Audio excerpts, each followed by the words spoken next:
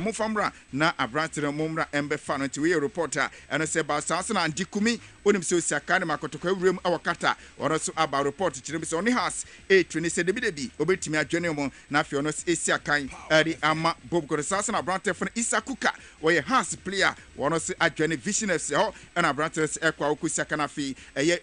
Bobo Kefana Bebiani Costas, Amabrante Fana Yaya Dramani, or as a reporter, Saka Kumebi, Nahas in 24 any Abrantino, and Su Evi Bibianti, and no reporter, and also Ababachujana, Odem say, Uda on each more division, one super cup, no, Adia no Sugusua Air Cost didn't Enra, Adia games in the Air Coswana, and what she power matches Audra, and Ra Etimi Cosana, na a idea, and what she pa now, Odem say Clubba, Yafana said, Techiman, a heroes. Techima Heroes, Omichi Vision FC, Eboma Kabakwa, Omo Antimi Antenrechi, Oko United, Eshe Kanai, Emma Division 1 Club, almost so down the Chimu, from Sayon Apostles, no, almost in Yama Antimi Ankuyi, and Famom, our gamer, and say Timmy Cos, Yamia Duma, a dear, and Oda on Ichima, semi-final games in Airpass, Techima Heroes, Omonoko United, Airborne Fiona Apostles, almost in the Vision FC Su Airport, now only say Basiki Hori Stars, almost and now him gamer Cosana 4-2, and as almost Enyai against Liberty, you Tinti, and Yakaka, and I said to me, Akosana, yes, sorry, so I call,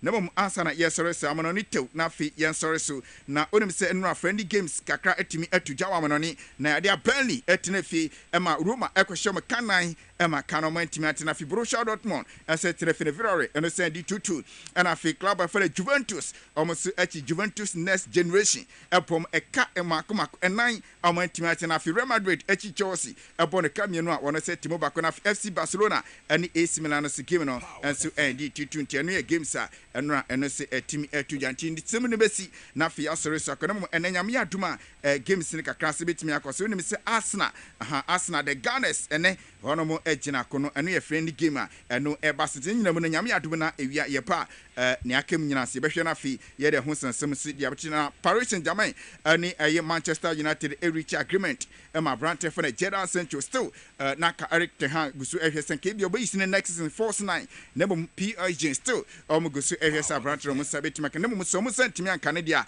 and na se Manchester United ebe maintain Brante ye for the Jadon Sancho nti eno reporter ebe no chi Barcelona put for team se Frank de Jong say don't come pa and down sinti we club na open dia bra na mo kana ska 7 ye na se Frank de Jong ebe timi abesi akan ensu edi amount we reporter and say Fiona man so ababetu yemfansi na yensoro so na nyame yadoma awia ye beba na fi ne akam nyina no ye de ho sansam nyina se de banti Kwame sum na fi Dwaboase ne entwa so ya so Roger me da say agudi e wonsem na ode bre wo Dwaboase wo power 97.9 and afin so TV XYZ no KKD e ka say mi say nokre any to me kase pa no truth is the ultimate power na baby ayadu no eye nokre any nada ene gina yanim ena omosre se yemo mutumi tumi na ehya wonsem no a obapodwe kakra e dia ma manfo bi se omombehwe man no so no why na obapodwe dia ma no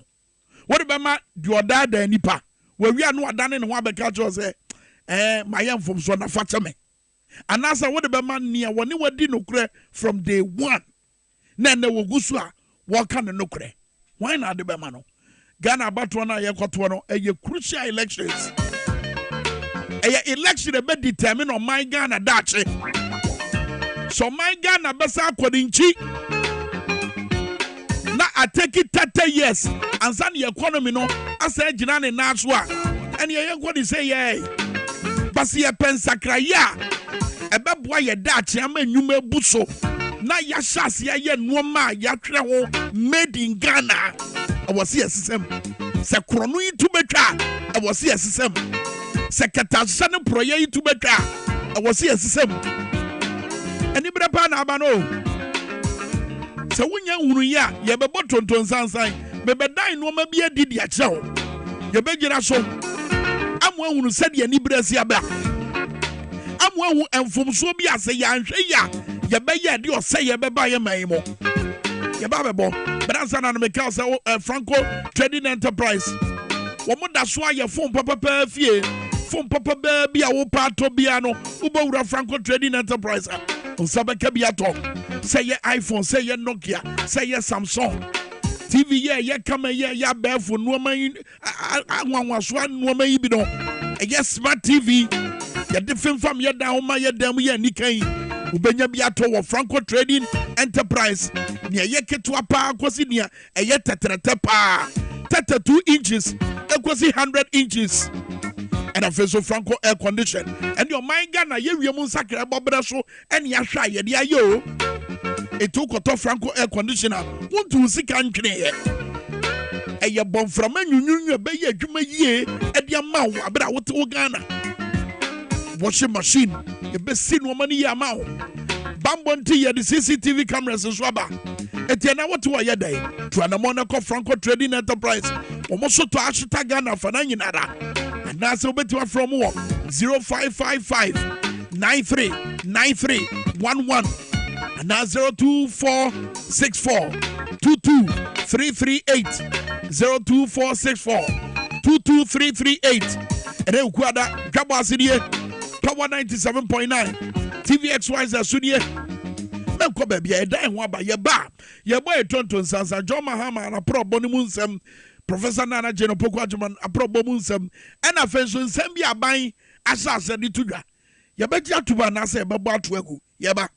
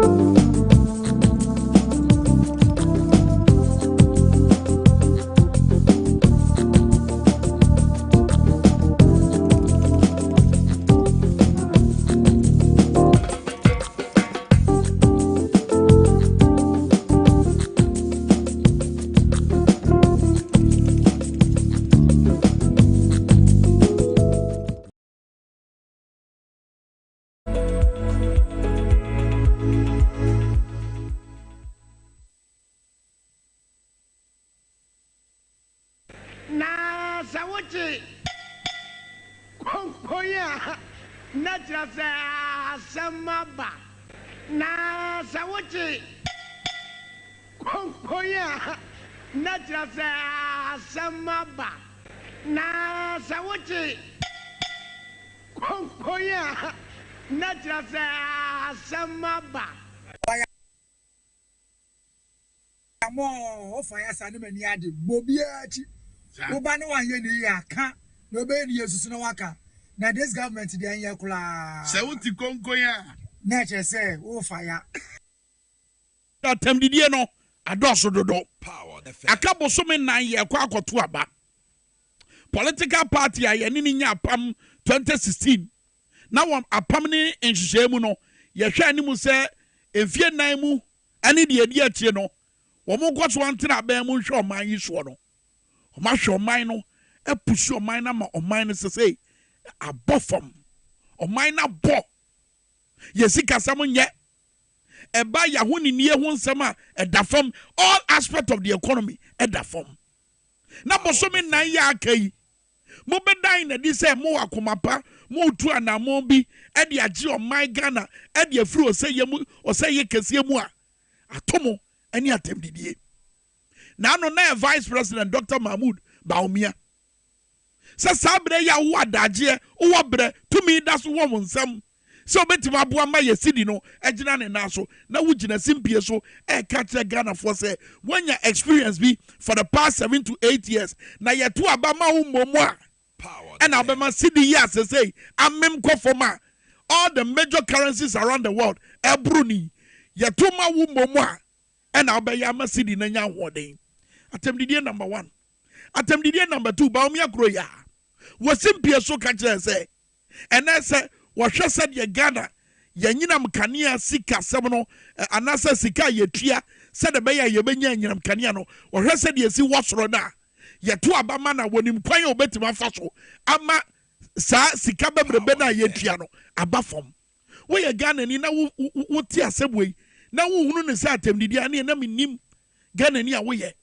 because look sɛ wonim a ma menka nkyɛw Baumia wɔ opportunity ɔwɔ akwanya ɔwɔ tumi no se saade na woka no sabre wo beye and sa nyansa no afei na abeto ni trim sa hunumu wo kwan obetima fa so ama anyinam kanea sika yetua se de beye ye benya electricity no afei no wonya sa nyansa na na mom yemisa no ebra na woka sa asem no e de ache Ghana fo no asodie ba ko eda so ne se yemisa no se sa nyansa no nanse ya na eba ni trim ana Enfiensu kwasi nwatwini na owai enyo no kura ya nana head of the economic management team vice president of the Republic of Ghana ne nana do danko akufuado edify all odds ekofo an buy eye MPP amanyo kodim se won be na chi no beboa no won toto yesika sam ye enyo no a ana eba omia foforo bi na won kasa sabre eba omia kuro ya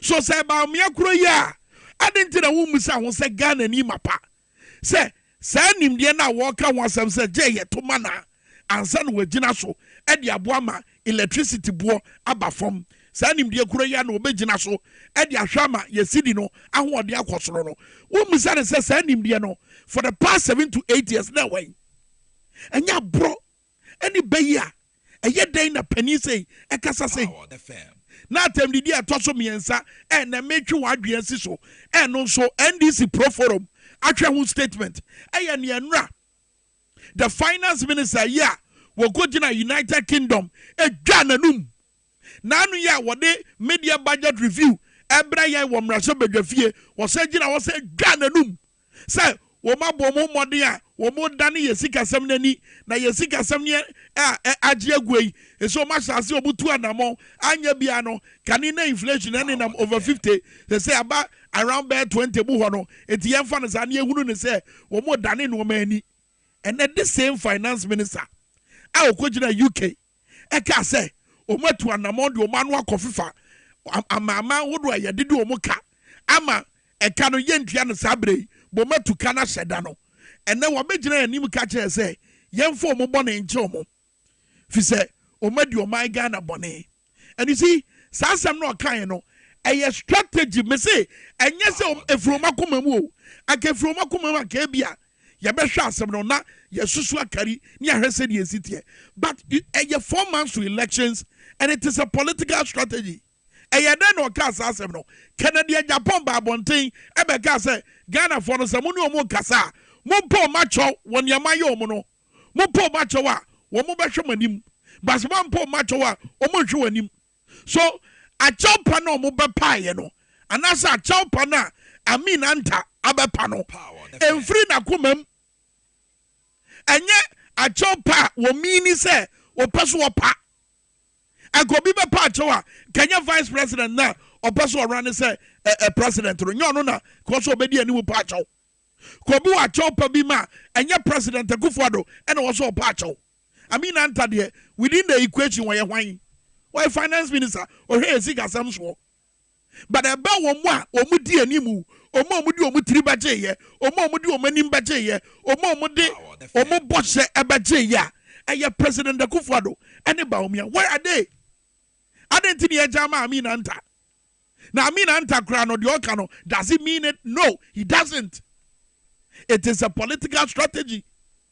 Eti apart from say ye nena mosua ye de sika hye wonsam ye nena mosua ye say ye hye asofo na ye de mo akosisi nkonya so say ye ba be hye asofo enti ansa na asofo no ye be hye mo no mo ni nie mo ngina mo nkodi wai ye ni sika ye de beto mu botom ba ye wo sika ye de be ma mo se de be ya mo benya adwene bi say mo nto aba na maye atem didie nko a so 4 months ya kai aban ni bibi fufuro bia ye mamo akwan no mayo madwensa so moye ewo portable no eye trone na ada sika bia ni ho sa eye swami interchange any projects ahodo bi omude omunsa ene na nenam ho no enkosi ba bia ye beto aba eti yenye bibi te se de wuntumi kai no yenye bibi te se de ye bibi asombo ede ma manfo no mo ba hwa so ato aba magai so they are using the same playbook. Eti Ghana ni awutie me wani na ho and pro forum for mo NDC ye ka pro forum a ya benfo animdefo a mo NDC amanyokuo eno maba monte tintim krata na krata ni mu nsem no say we the members of the NDC professional forums utterly reject the insincere and belated apology offered by the Minister of Finance Mohammed Amin Anta for the catastrophic debt exchange program, the tragic banking sector cleanup, and the colossal failed economic policies of the Akufo-Addo Bawumia-led NPP government. These policies have brought unprecedented hardship to Ghanaians, and the apology is nothing but a desperate attempt to secure public sympathy and undeserved votes in the December 7 elections. Was it chow pay or mu pay? A chow pay Amin Anta ni abria war pay. And free na kumem. A nada kwen bi so a war faso. Said the beya. Ubenya kumabi ni humobro bidia momo. No wa faso atu aba momo. A hona pro for a metri adriako. And was say washo say ya. Akwasu wa memu. Say ye gugu amafo banks. Na amafo sika kem. Say oh my Ghana sika samon tutuye ya mina engine ye nene oh my Ghana yeda eka minem na ye ho enya akono bio a ya tutu ya punumu ya makwan say ye babo ye busie bio no sa wo mo hwe sa de no no mo hwe e chaw pay o mo meya bibia da di pefe say ye nada na ye politics na ya babia ye ba beto eni po mo pesa Ghana for beto amomo enti no mo ye sa de no wakoso ka say we note that the apology is meant to douse the current flame of anger ignited by the revelations in the Japadia document. Sana Akufo-Addo Kano, a Japadia in the Japadia document, which appears to be a stronger version of the prophecies. The document has exposed the government's deceitfulness and recklessness in handling the economy, and the apology is a weak attempt to deflect attention from the damning revelations. In reality, the Japadia document served as a framework for the massive state capture of public resources, undue politicization, corruption of institutions through appointments, And this has led to a normal the catastrophic debt exchange program, the colossal failure of flagship projects such as planting for food and jobs, the classic abuse and financial exploitation of the COVID-19 pandemic, which has further exacerbated the economic crisis. Yakwa Omanosoniane President Emma NDC Pro Forum, His Excellency Sampi Yale, Yanen on Chicken Komotu, emphasize him, and in near Omosha Nientia, Omokasa Semwe. His Excellency Yamwacho Wakwaba. Your Excellency Yamwacho Wakwaba. MSA one Timenka minim Samubetimi, SCS Humani ye, Nanka Tomu ye, Nan community Makoso war, you're not yet to be other issues now because it's MP wa Yede Baba too many, but we know here. Nientia here say yatenase momo fa kwan we so ene kwan hodo so edada ye emiesa akoto abamo mo a yankasa ne yeku ye hu enye obi na kumantwi buasi akuna na diniti ekwa akwaje atrema na buasi akun abra me kasa atrewo me dan na di atrewo so wudu ti kwaje atrema waje atrema kwa fisa atrema je na wo je no hwi mfiri mu ma Womo many abro mujra ya konso ena yeba be yen hihye bi sede be ya yeba mamu mobile phone na matuatua no kakra 1 city 2 city say ne akro ya wo ka asemi wonim se Ghana for 1.9 million etifie kwa womu ni adwuma wonim se Ghana for dodo na eni adwuma as say unemployment rate and na 14.7% aka kakra bi na do 15%. Asasa figure would to John Mahama, a better now war for a bemwa. Let us say we're beating John Mahama as far as unemployment rate, you know, and you're concerned. What him? Dr. Baumia himself figures we. Dr. Baumia himself, Ghana for the do money, EIU, Ghana for the do money, Fit Solutions, Ghana for the do money, Global Info Analytics, Edding Komo Adine, this baby a bino dinner near today. Wojina so diaka se eno no de chechire man no eye kwambone so wafa. Don't they know say Ghana for do na dan and say the country is headed in the wrong direction? His Excellency Sampi Yale aba homa so ye hwese ye nya na sabere ya na ye ne nto ankomo no so. Your Excellency ye mo ache mo akwa Power FM MSA one Timenka ye nya na ye besa akọ back na ye timi edi nkomo no but pro forum for no e dan na di dia che Ghana for nyinara. Say Aminanta strategy now wo use no. Mamu me yemfa ye nini asumpo enko. Mamu me yemfa yakoma endi agire na nada. Na nada ya Aminanta abeda na di no. Muba hu bebre. In fact, President John Mahama kan bi wabra na probo mu nsem no. Wone Ghana for bi edi nkomo ewo etifia proye mantem. Ye ni kan tie no wabra wo dan na di say abeya ye kwa akoto yi. Yento ema no kre. Say no kan asem. Two priorities. One is to continue opening up the area by building the bridges. For instance, the bridge to Nangruma, the bridge to Mungu, the bridge to Dwaboase, the bridge to Santa.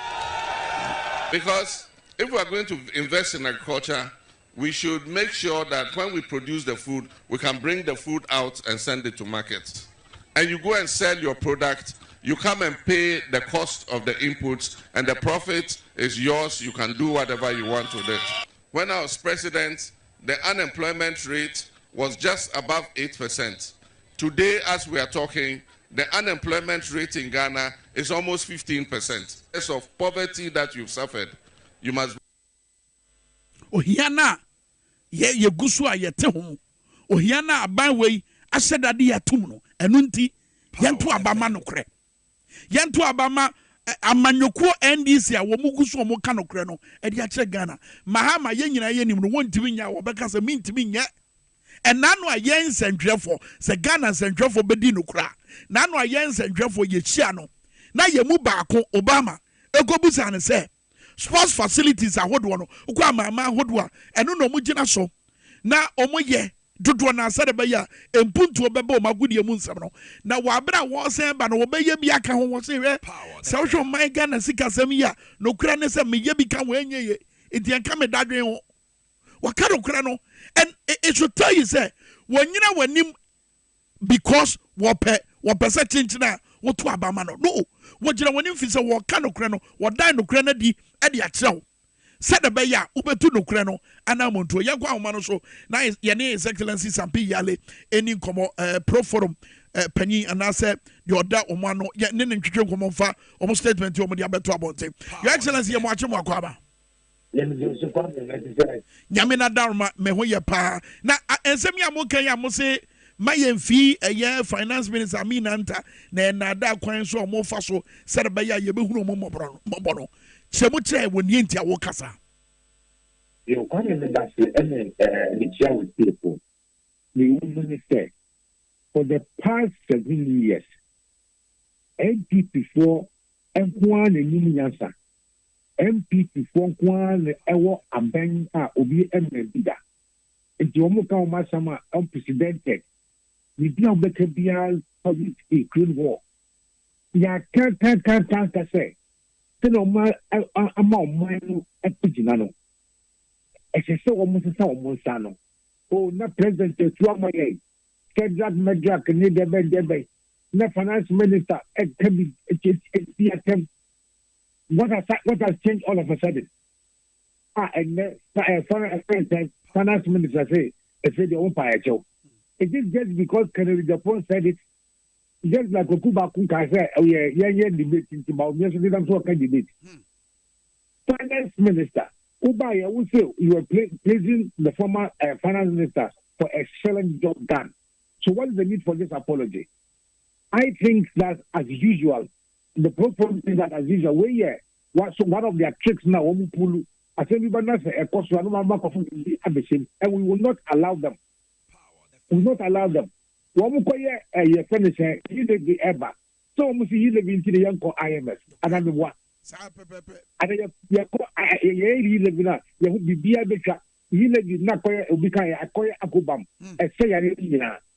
now you go to Levy, so at the same time, one sign call IMF, double jeopardy. Who got your own IMF? Who got why a year living? So these people cannot be trusted. MPP as a government cannot be trusted. Now let us see what they have done.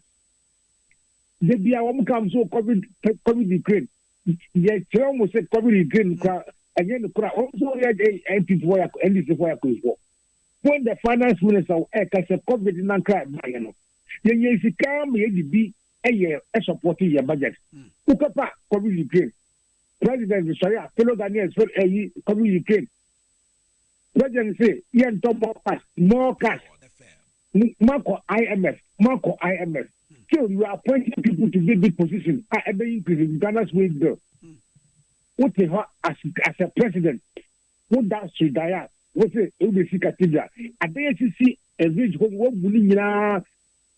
It's in comfort with one better.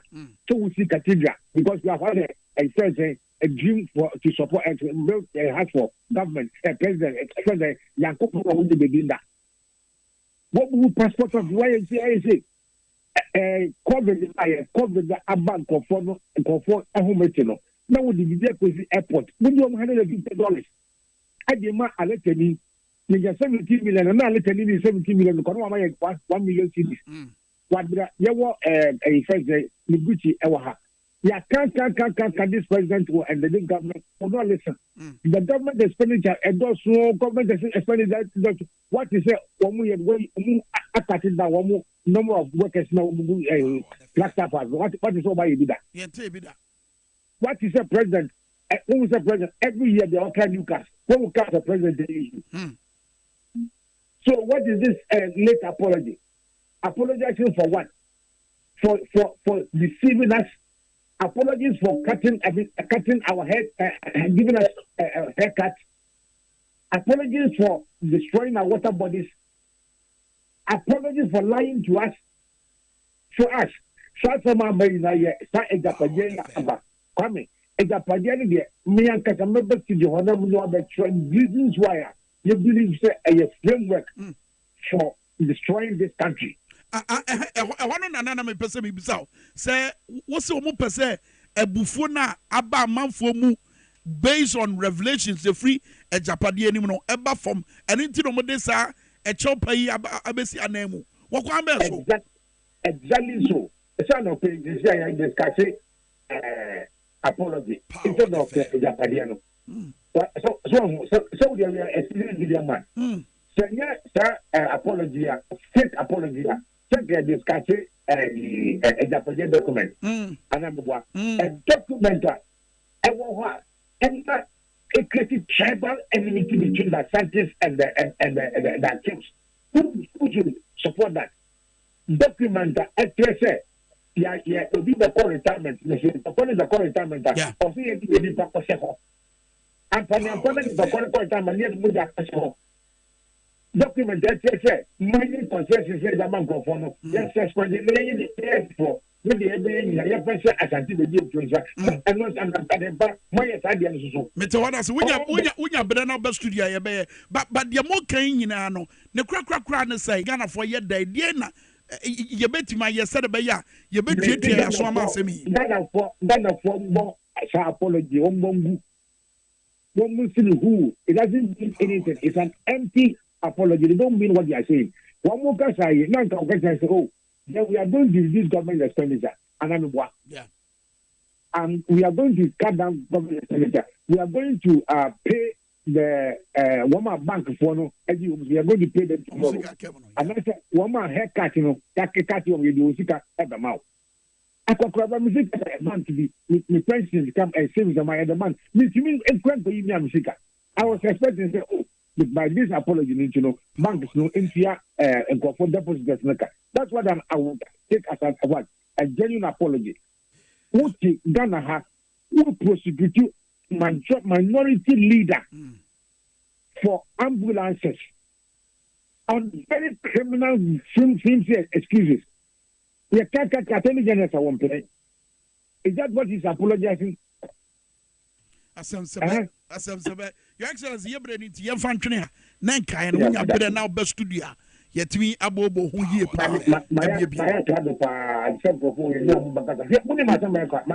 last one. Commander Sugar Factory. Yeah. Hello. Commander Sugar Factory. Omo person motoma India. One person motono. Bonina was the factory. Corruption by self factory. Indian government and an appointed contractor, appointed consultant. Yes. Contractor and your friend accepted. Now, maybe we're Indian. He was thinking, I said, $24 million now. Yet the buyer plantation, yet the man to be that baby. What's the factory? When got the factory or the Commander Sugar Factory, never, sir, contractor never. What kind of criminality is that? Wow. What kind of criminality is that? And if you're not. And then you should quite and Cobra. What is it? And I'm Bailey. I let them something on the every country. Yes, more. Your Excellency, if you had our studio and your trust, Medo say, and Wadaja no Bra Winyama any, Bedase. Excellency, some P.L. in our telling Canon, President, my Pro Forum, NDC Pro Forum, Krata, Omodiaba, Mokacha, Ghana for you now say. A chopper mean ante pano. Obi adwedwa na so me entie. Enada your political strategy. Omo person omo faso. Na bufu abanam ensema hodo egu ajapade nwoma nim no. Omo person omo de anu besi anemu na Ghana for adwen efiri so. Apart from that no, enada kwa omo faso said be ya Ghana for benya ehumobro bi dia mo na yakwaye mfumsuo bio ni ato aba mo. His Excellency Sampialesi Montugu. Caneno, ono na ya bana Monsidi, ewa India, 18 Commander Sugar Factory as Abaquasamano. Eche, yadene beba studio na, emun semin and yetwi abetwaso. Basabre, yatwaso na yentie, His Excellency John Dramani Mahama, wabreki case, when yenti, Montomano no fise. Look, eba emma enkanko, emma ye die, emma mpeja. Wadaina di, wa amanyosema na montuomu. So baby or one abemu biano. Ubetimi apeja mu. Ubetimi ma mu so amu akosoro. Yekasi in this country. And our women folk, and a woman, another woman was the Chief Justice. Before her, another woman was the Chief Justice. A woman was Attorney General. After her, another woman have been Minister of Transport.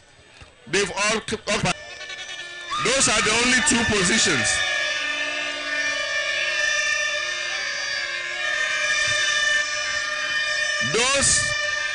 Those are the only two positions women have never occupied. And by the grace of God, for the first time in our history, history is going to be made. For the first time. Because by the grace of God, on 7th December 2024, history is going to be made in Ghana, because the first time in our history, a woman is going to become the vice president elect of the Republic of Ghana. That woman, Minister of Education, who is qualified in her own right, and I believe that she will make a good vice president. And she's going to set the example for all our girls. It means that in future, any of our girls can aspire to any of the highest positions in the land.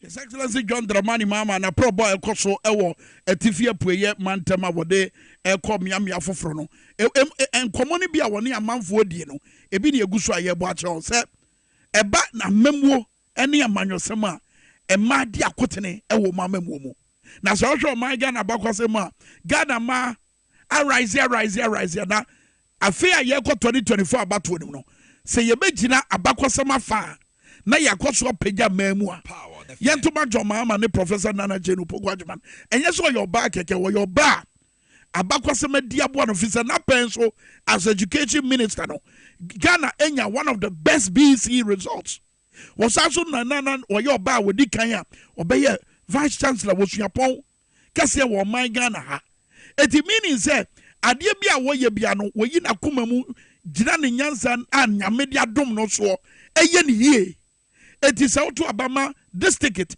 John Mahama ne eye Professor Nana Jane Opokwajimana wugina abakwasem afa wo buama emma etumpon e wo my Ghana.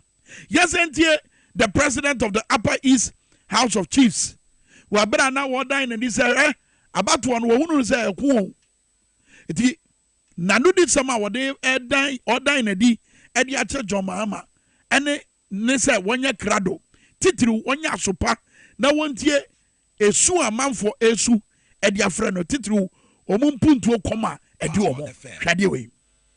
Your Royal Highness, the Chanapio, and also the President of the Upper East Regional House of Chiefs. Your Royal Highness is my younger brother, but because of the seat on which he's sitting, he's my father at the same time. And as he said, when your son is going to war, he comes for blessings. And I can see that with what you have put on me, victory is going to be assured.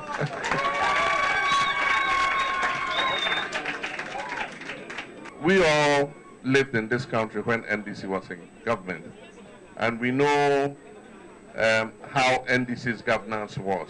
We know how our lives were under NDC. We had our brothers from the New Patriotic Party who said that they could do better. And they said NDC was incompetent, we didn't know how to handle the country and all that. And the people of Ghana decided to give them a chance. 8 years now, we all can see the result of that chance. We have an opportunity on 7th December to go and take another decision. If in 2016 we made a mistake, and then again 2020 we made a mistake, 2024 we cannot make the same mistake. I know that we have experienced 8 years of MPP. Things are hard, farmers are suffering, everybody is suffering. Indeed, it was somebody in 2016 who said farmers are suffering, teachers are suffering, nurses are suffering, doctors are suffering, and everybody. Today, the suffering is 10 times more than it was in 2016. The economy is in crisis, we're in debt. Our debt was 120 billion cedis from Nkrumah's time. In 8 short years, our debt has grown to 750 billion cedis. And we've declared that we're bankrupt. We can't pay our debts. And so we've asked the other countries to forgive us. And so we need NDC to come back and turn things around. And NDC has the men and the women to be able to do so. And so I know that on 7th December, by the grace of God, NDC would come back into office and turn things around. His Excellency, At the end of the day, you will win and come back, and then we all say, hooray. say, Yebe, wo kwako. Na wo kwako no, was say ye share, say wa ho fama no, etade a obese no, edan na di sam pampa ko na akọ no. Eto hwe botọ ye, esinse ni kom abako, ebi etuo na bechem, sika bechem, se bia asoso no bekura na, eno so wode bechem. Se bia jan so no de bekura, eno so wode bechem. Eno no kire ne krado a waye say abato ye aye kwoto no nye normal elections. I'm telling you, when you normal elections ne akoye e your man Ghana fa hudi atoso mieru ze ye kase ye tenase asechiri ye se ade yenza ahye demiri fam aye ahwe han amankofo yasa abetena yeso biewa e kamina na ye dem no wo mbetu bia ba amena beka ho a wahwe o man Ghana je ye ton ansa ne yetima recover e kamina ye dem yi se ye jeja ye ho ye mfom so sa to abama nanado dango akufuado woni ba umia yi bieu anase ba umia ene na pamfo ye sa ye mfom so ta sa to abama omu a e kamina yi ombesa betu bia ka ho ensase a omuhwim e de free ensami wo mehwima ma bi nka kwaye ni nsu a ye sai ni wo besai na masese o my Ghana beba bedane asase pradadam o man penye o sebo sa o de the presidency to so wo si gadam say hu kwan besi ne wontim be declare plans are wa wo de be di sade we hu djuma but wo tie djuma hama wo se me formu nobu akuo na sa nobu akuo yin so no ye be pa krachefu a wo mo suapon no ma be ka mo ho na wo abro mo tu afam agudie no akrachefo e be che mo kwan a kwampa so a ye fa so edi tu afam agudie kwan a ye tu afam agudie a yetimi esasiesie asase no eboa siesie nsuo no eboa ehwema kwaye no ensei. This is a plan, this is a strategy. But what was the last outing about me? Ebie nanuma watch out a kwamba first we're dealing with illegal small scale mining. Do any money phones ma phone so our day mano and yes what they mauko or be what abedakam for the rest of your life. For the rest of your life, obedakam. Et did your money acquire yama Ghana for one chiromo. I can papa be any omutrim. I can papa be any omutrim. Now, wakasu wakaje guma na tunen se wo di Ghana for them. Thinking say Ghana for dream maso. Adaya, mama me kwan me gina experience no so abu amasidi ne why den. This is an insult, but contrasted with John Mahama. One damn na wash ideas. Watch out kwan obetima faso abu ama enoma ni adane. Watch out kwan obetima faso with a 24-hour economy and masika kura be no wagina so aboa amasika be shenkofo bottom amasika be ye nyina so a ema ne mema ebetimi de biebie onwuma amasika be ye nyina so a ye betimi de aboa enwuma beba bebuso sede be ya ye begina so na oman Ghana enoma bebrebra ye kra edi free amanoni no ya ye bi wo mamu ha na besi anemu na ye sidi na nya hoden Power FM sadwen wey wo dan na di de kire MPP nia na wa ye confused to say Godfrey Dame 24-hour economy adwen no wo dan na di kire MPP nia na wa ye confused wo hu di onka na Godfrey Dame so ni number bi na NDC for ko mun tibi nche o mo 24-hour economy mo na mo nsem bebrebe na mo de atodwa no mo tima kire bia mu one tears ye, which you much no crampa, one tears ye, if so much a dam or magano, a see or much a double bunya, and you go mushroom, and no mabubunya, and you show my green. It is a wood per se, would be a drain day, a drain for Nyansa, Nyansa, Nasa, Nimdia, crampa, and I'm saying Yanassi one tea, and my quite my yen to be for be for friendship. That's the kind of people who are leading us. It is a your mama, I say, Mamma, my young from swap. Emiyen san kwaye tia na de oka no no hwe yenhwe pusiga ene eye puga se de amanfo efro mu pam nye so obi na kwose omo enye obi na kopo ma chaw enye obi na de base kwasi baabi efo mo baaye hwe se de omu si puba abonten all because on be hejo mama on betie no eno hwe omu ntade hyem oma hofama mu a nobody kakra bi na che party ntade omu giregira ho omo hwe omu fie ntade do so chei Omo party ntade. This should tell you say a organic. the love is organic. Echitani organic. Enya fini ekwa po bi acho. Enya fini e de bus egosi mantra baby. Ni atete 1 city, 10 cities, 20 cities dia hye amanfo nsam. Ni ye de o mawura bus mu. Wo mi wi no masa besu hu. No. Enya no bi de we ye organic love. Because Ghana for Jatum say a brenda so sense akra beba. What do you hear sights and sounds? What feel it be? Mama ma feel it kakra. Mama sound.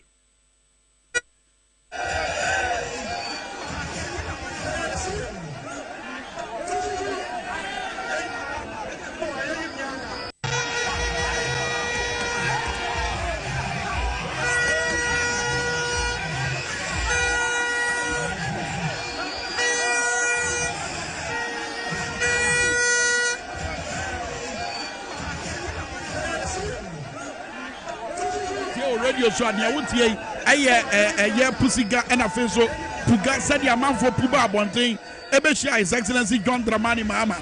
Now we reduce sound no the amount we reduce sound on afen yenko aye bolga said the amount for pie ba ye no mo beje John Mahama e wo bolga eno so betime ya tre where your bolga eti anadwo famu anadwo da suom a me yesho se sabre na okra wada no sabre no hwe doma epie ba abonten omo ti omo moto so omo tete pragia so a omo nam abonten all because ye ba be cha John Mahama wo de tie gakra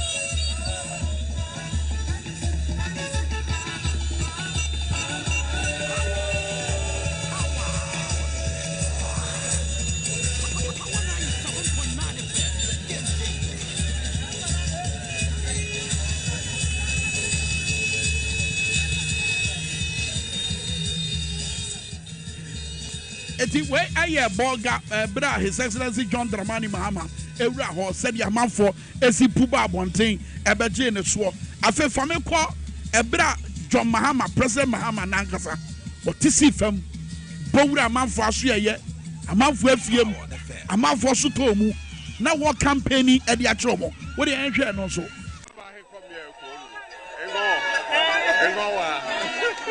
the victory of Mahama.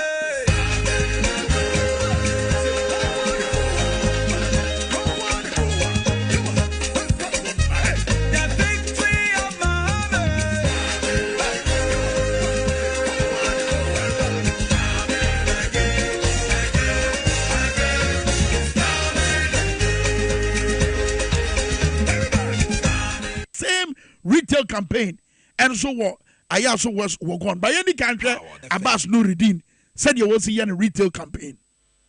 And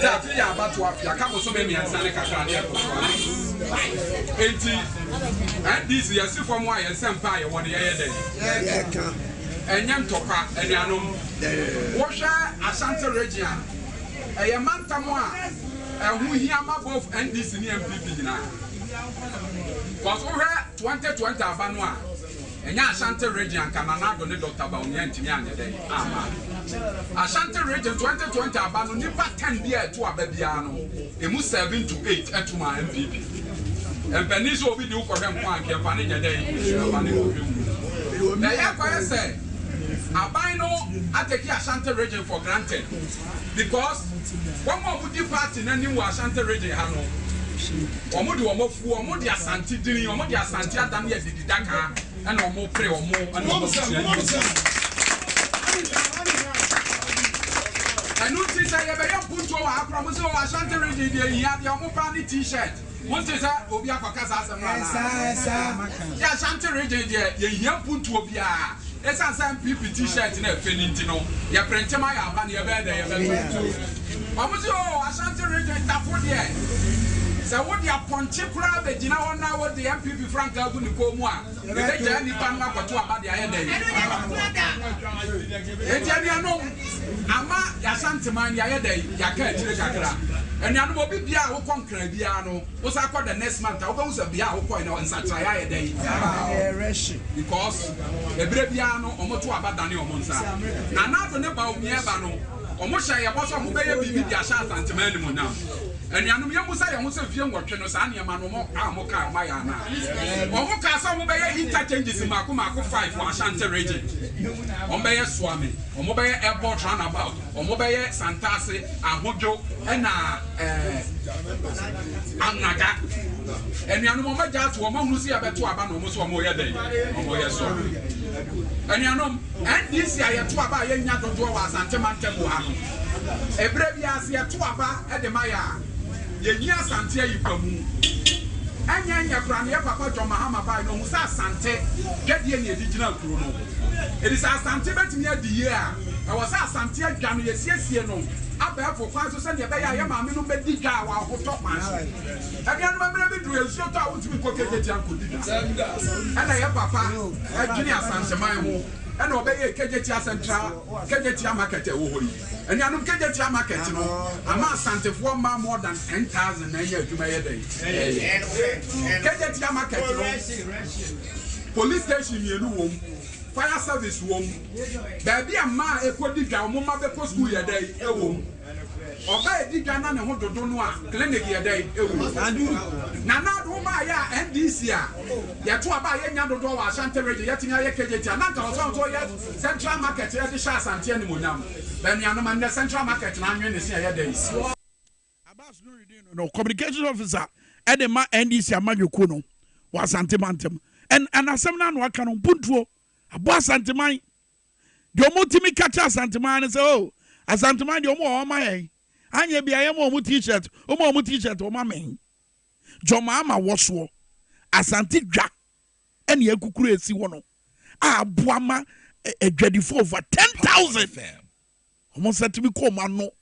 What beer or my year, Juma would say yes. Where ye beer a sefata, a dready for. Where ye beer a sefata, Asante mine. A kufuado buy a phase 2 of a year, your friends say, Katia. Edwa kese no anase Central Market edwa kese no wo metima beto aso wo metima ye be yes ye beto abeya no monsa ne nanenam interchange ahodo ye eno kra ba ko pe niaka no 5 interchanges 5 a mo ka se o mo beya ma santimine na wai so amede no kohe ye nsa ne nam ho ase ye di aguro bi enya ni bre so eso ko mo budget mo every 2017 2018 2019 2020 eno mo free car say ye be ye swami interchange now the budget ekotum na se bedwafie anima enya ho sika na akope etia ba ne say na dadadai besi ne swami interchange ye power the afi ya ye koto aba no ena mo nsa ne nanenam ho asa aguro bi ne ye die etia santie Mama nimere, mama yen kwa sa afra se, mama mo mfa ye se, ye yenkofuo bi aye de, ye so mfa so ane se, ye produce ema vote, e de momo, ye voting machine, et ye bre no so no ma be mia so, tode na ye produce votes. Yen chi omo ba bi e tumi ni free ba. Yen chi omo nyuma, yen hwe omo ne ye wa ban mu, na yen nyina so mfa nto aba. Eno na Abbas Nuruddin now you see a bashabra once a month. Pastor Mensa Watabel, Nancy, omu greater works. Now what can be at the first shabra?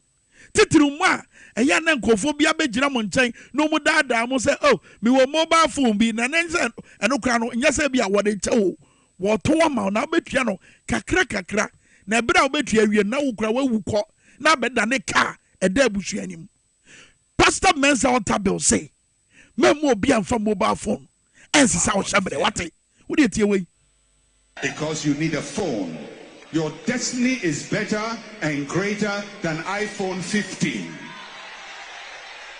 Because one day, not only would you own, you are going to be a manufacturer of those phones. You have more phones than you can use. Don't sell your destiny for a phone.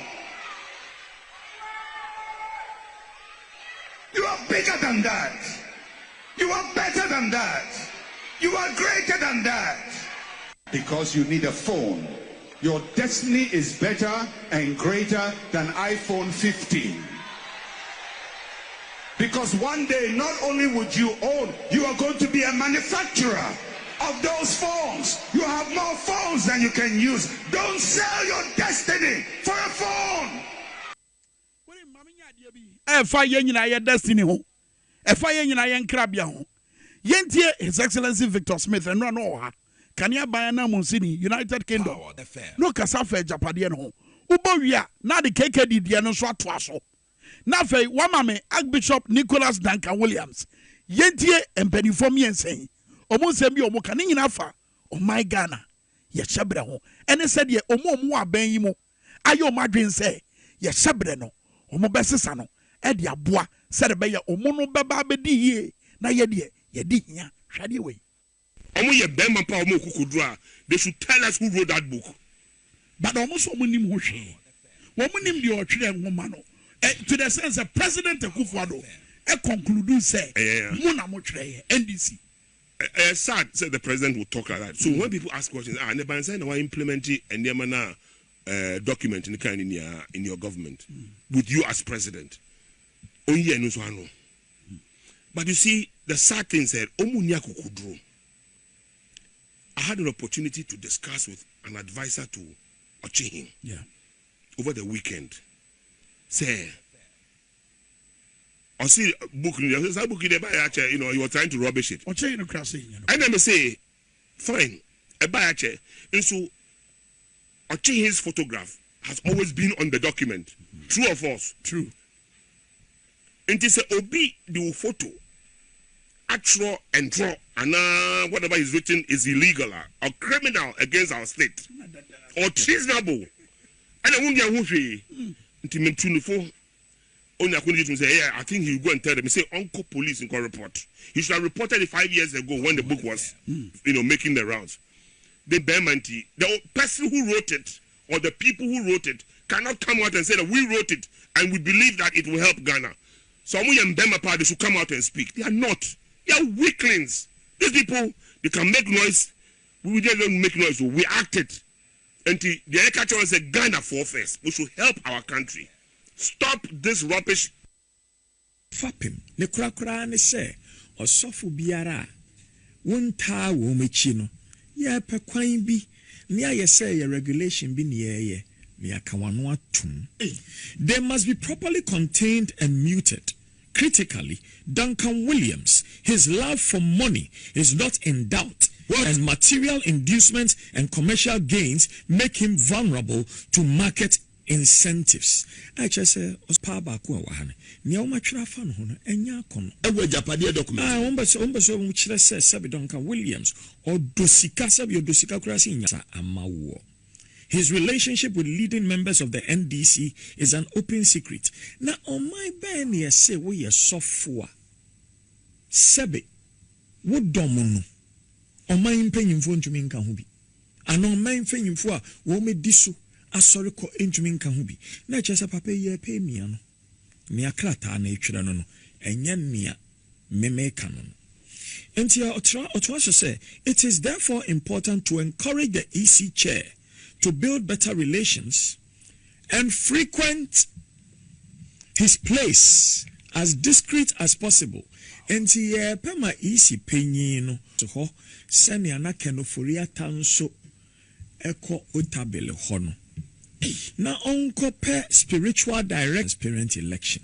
So she should frequent the place as discreet as possible to seek spiritual directions and make firm pledges of her commitment to a transparent election, knowing very well that power. Okay, eti kwesi che dakwa ken KKD and atene kano where Japade woman ye be koso bio na ya to so bosabre ye kwa TV apuye mante bo His Excellency John Dramani Mahama wone Ghana Central forces, especially the Ghana Police Service, for the protection they gave us wherever we went. I want to thank military for military protection they gave us when we were in the Boko area.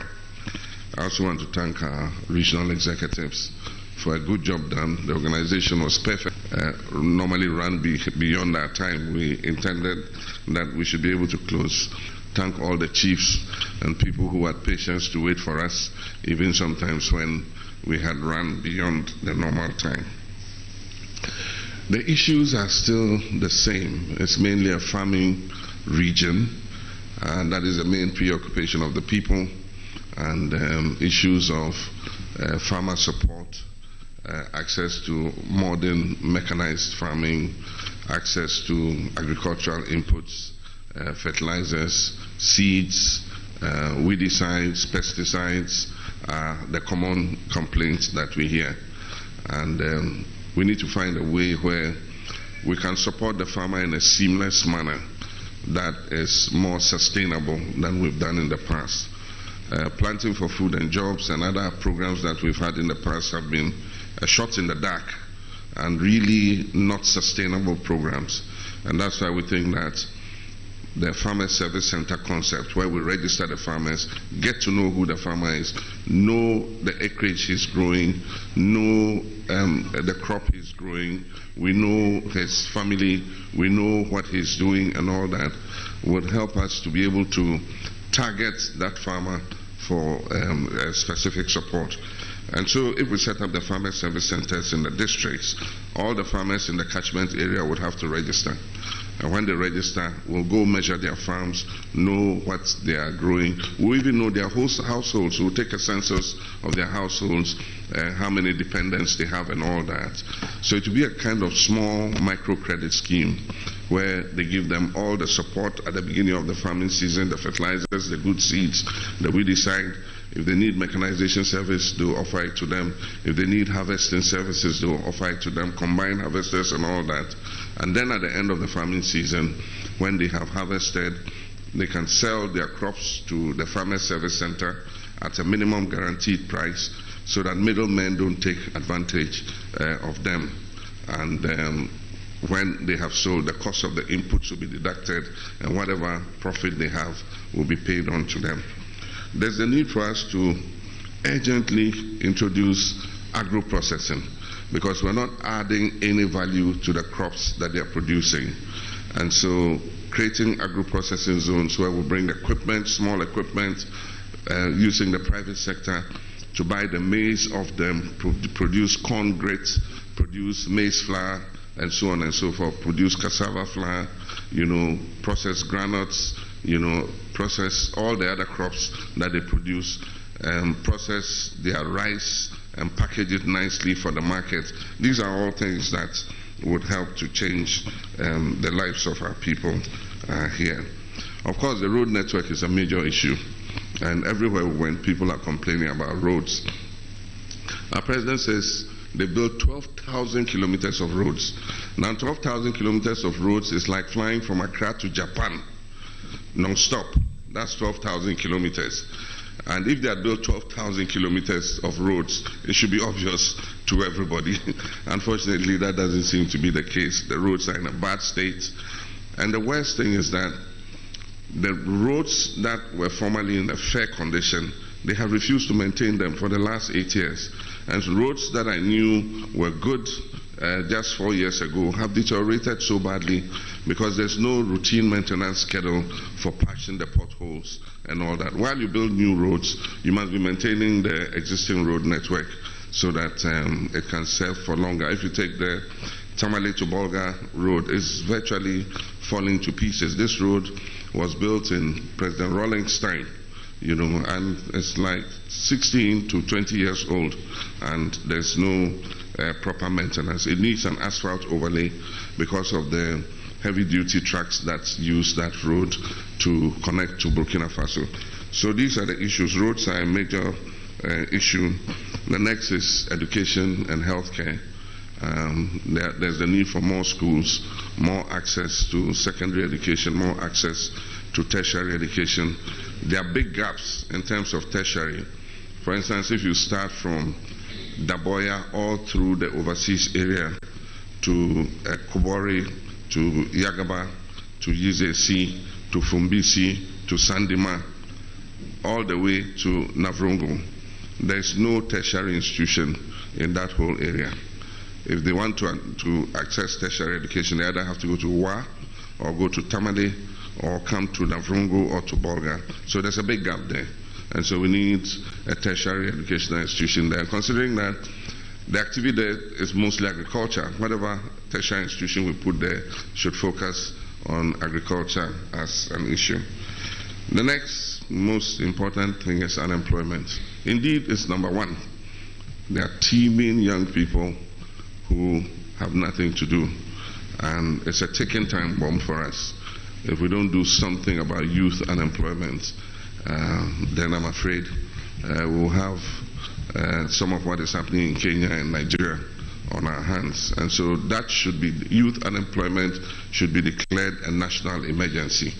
And everything we must do to find something for these young people to do, we need to do. And so that's the next major issue.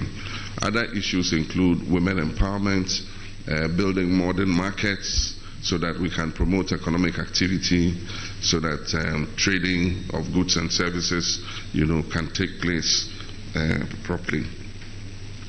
So now that we've finished Upper East, our next region is Volta, and so Upper East has set a standard. Volta must start getting ready to be able to match up to what Upper East has done. I also have coming up as part of the Mahama Conversations, a youth program in Bukom, and that is going to be a first of its kind, a youth town hall where I'll interact with young people and discuss their issues so that we can put their issues front and center before the nation. And so these are some of the things that are coming up. But all in all, it's been a successful 4 days. I want to thank Upper East again and thank everybody who has helped to make this campaign a success. Thank you very much. Thank you very much, sir. So may I now ask that we will take the questions.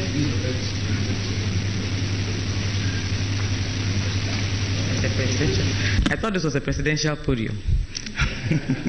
Okay, so we'll take the questions in batches. We'll take the first three. We'll ask. Thank you, sir. We'll ask Mr. Mahama to answer, and then we can take it from there. So, Beatrice, can you take and pass out? I think there's a microphone here, so if they can please, yeah. Yes, please. So, yes, for those who have questions to ask, yes.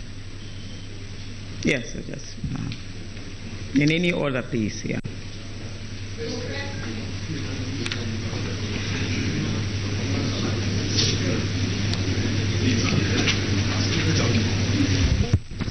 Can you please state your name, your media house, and then let's go on. Thank you. Good morning. My name is Albert Sorry. I work for Joy News. I'm the regional correspondent. I'm regional secretary for the GJA. Thank you for this opportunity. I wanted to find out. Thank you. I wanted to ask about the Pualugu multipurpose dam.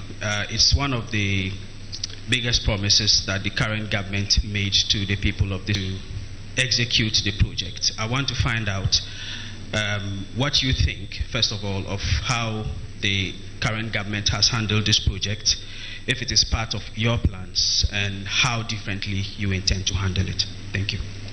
Thank you very much. Can I have the second one, please?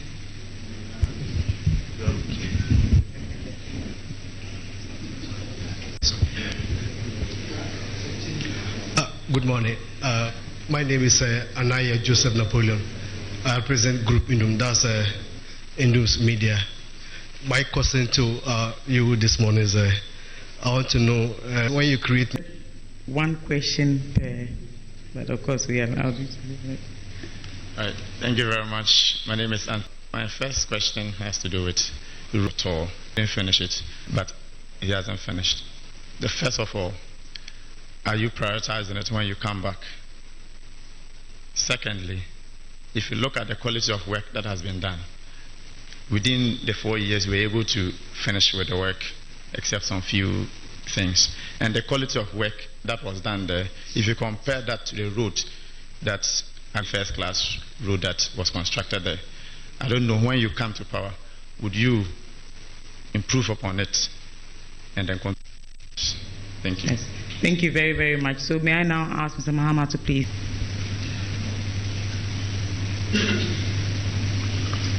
Thank you very much. Pualugu has been on the drawing board for quite a while. When I was president, I was very familiar with the project. It's to serve, so it was supposed to have a weir, and the water will be restricted. And during the season when it is raining and it is expected that the Bagre Dam will be opened, a lot of the water would be let go so that it lowers the water level, so that when the water from Bagre comes, it will not flood as extensively as it used to do. The second objective of Pualugu was to irrigate a huge expanse of land, I think about 10,000 hectares of land for agricultural purposes. And then the third, which is a byproduct of the dam, was to produce about 30 to 50 megawatts of power.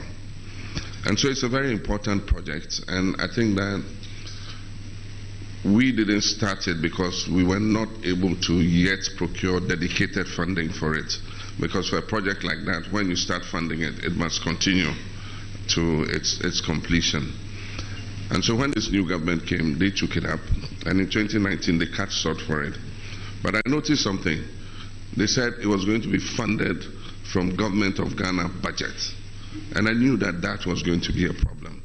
Because to have an almost $1 billion project funded from Government of Ghana budget, then you can be sure that it will face the hazards that every other project that depends on the consolidated fund faces. And that is exactly what happened.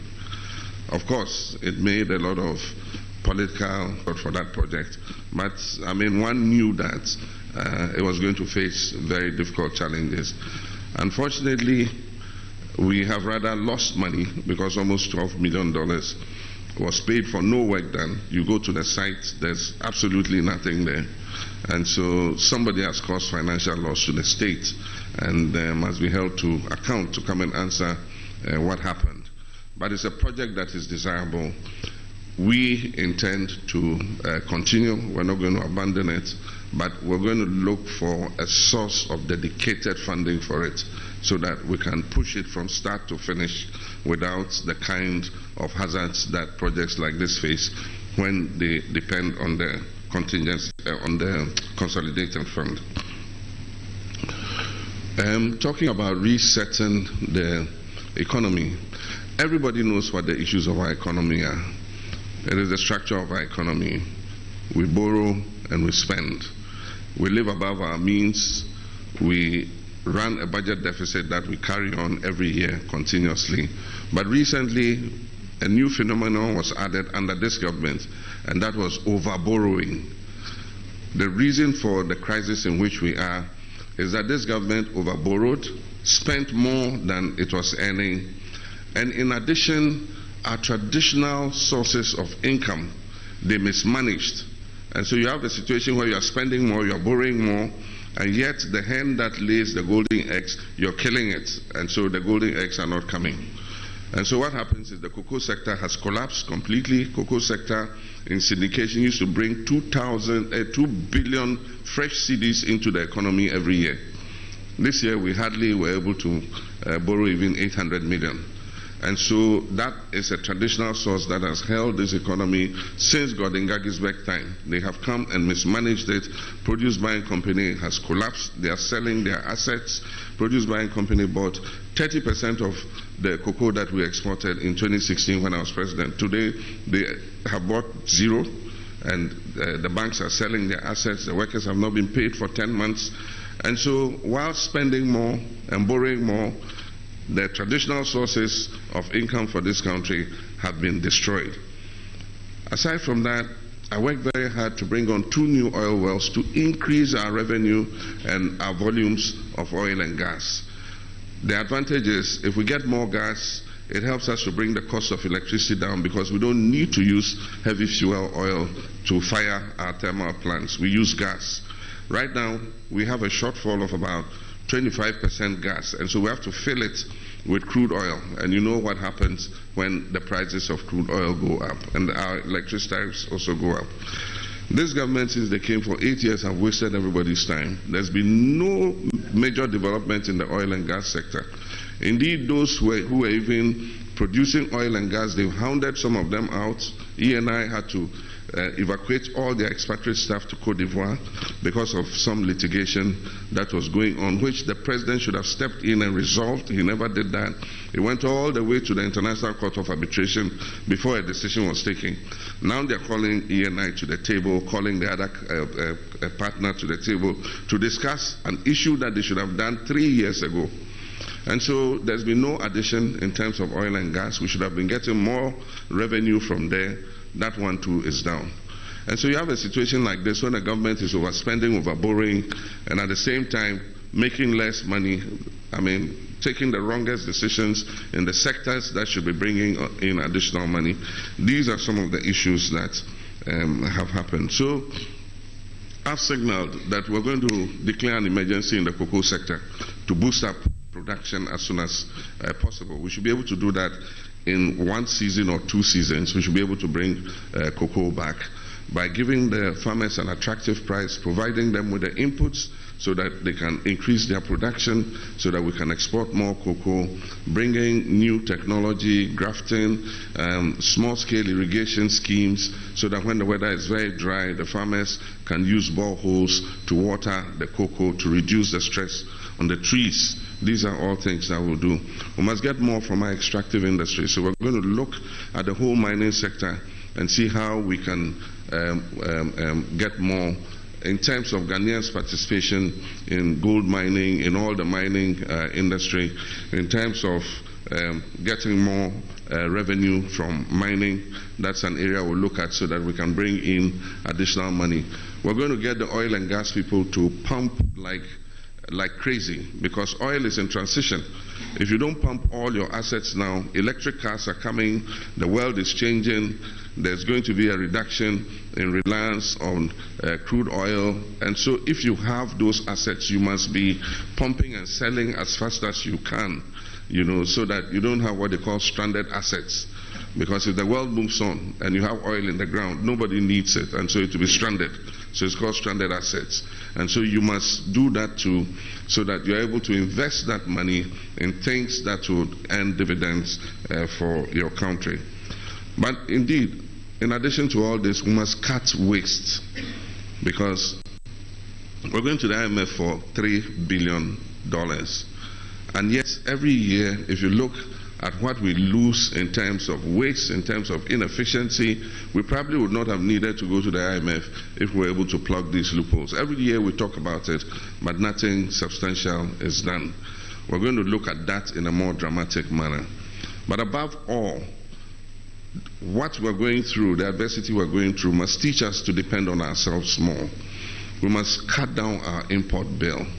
I mean, we're producing a lot of rice here in Fumbisi, and the farmers were complaining to me that they have stocks from last year that they've not been able to sell. How can we be importing this large amount of rice, and yet we have local rice that we have produced, and the farmers cannot sell it? I mean, it just doesn't make sense. And so government must give the farmers a minimum guaranteed price, and government must put its money where its mouth is. We must provide the money to buy the rice off the farmers. We must process that rice and use it to feed our school children, use it to feed our hospitals, stop our schools and hospitals and other government institutions from buying imported rice. They must eat the local rice. And so that will give a market for the farmers to be able to continue to invest in their farms. We must provide them with processing facilities. The whole Fumbisi, there's a small rice mill somebody has set up. Government said they were setting up a rice mill. It is not functional yet. Whatever it is, I don't know.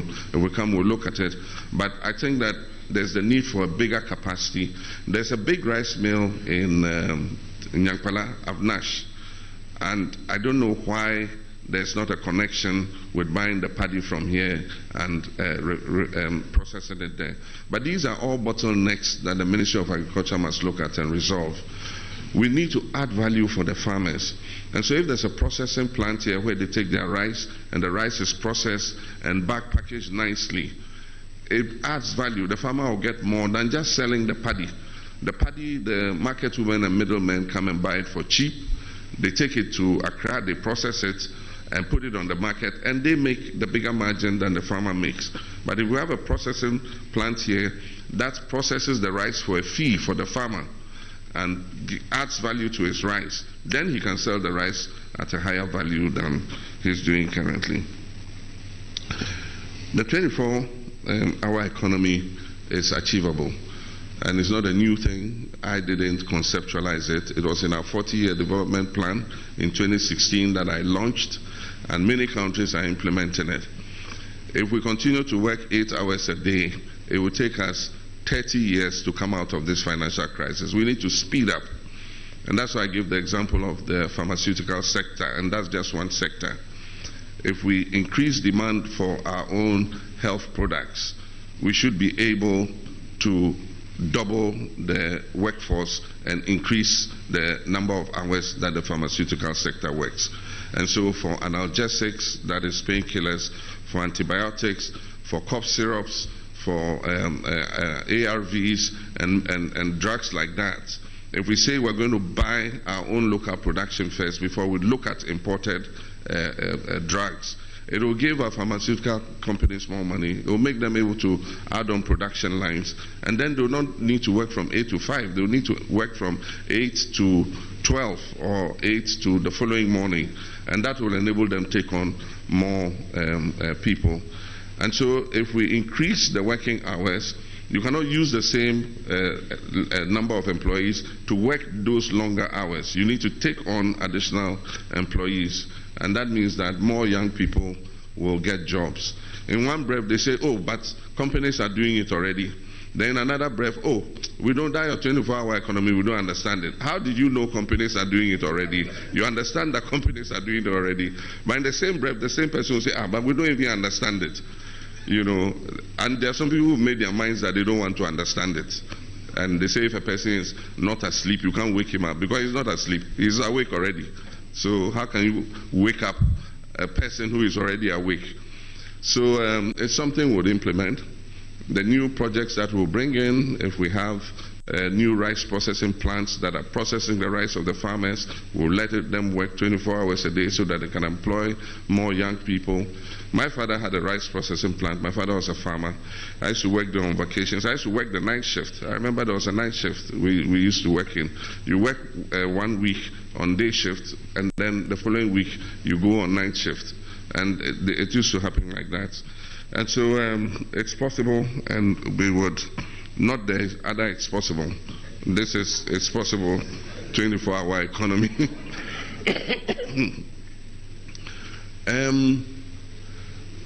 The Bokunaba put a request for a new region. I didn't say, when you asked the question, you said, I said I'll create a new region. I didn't say I'll create a new region. He put a request for a new region. And I told him that the criteria for new regions is 1, population size, 2, land size, and 3, economic viability. And I said that there's a process, a constitutional process for doing it. And so first they'll have to petition for a new region.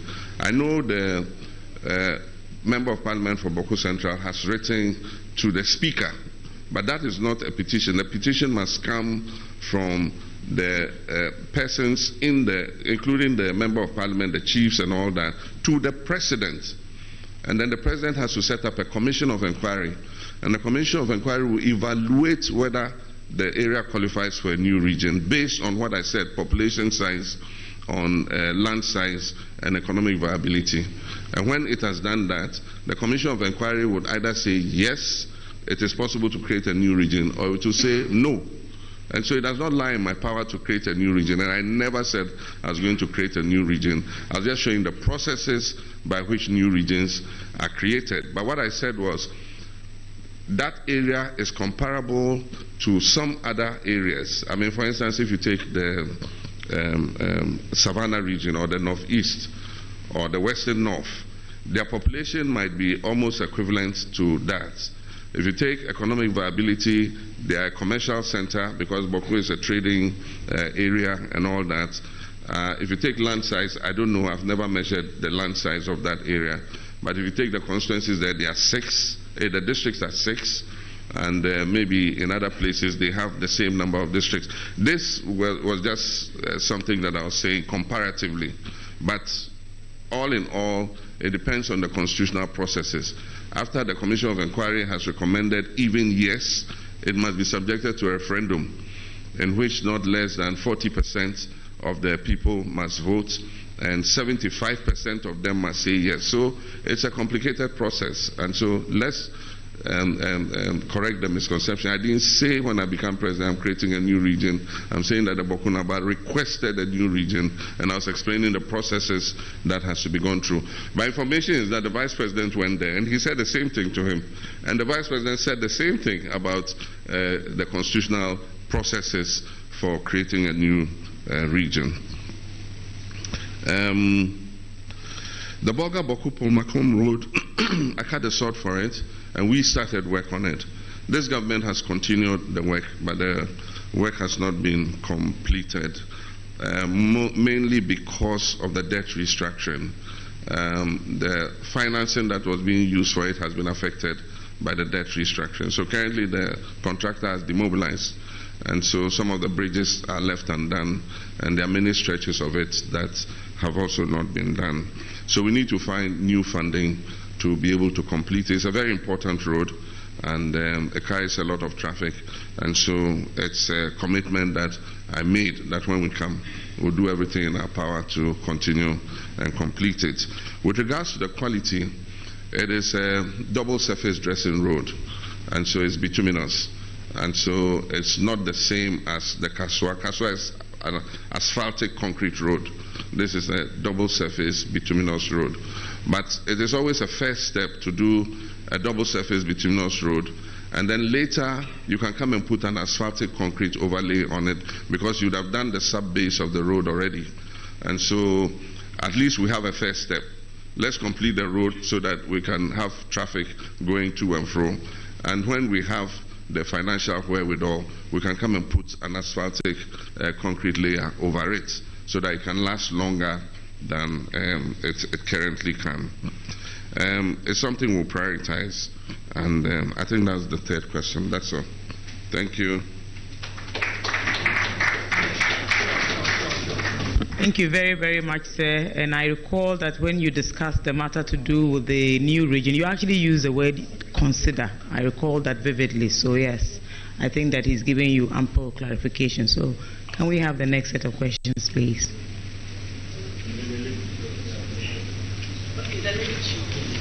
Good morning. My name is Atungo Idrisu Kasim. I work with Wimpang Radio and a reporter to TVXYZ in the region.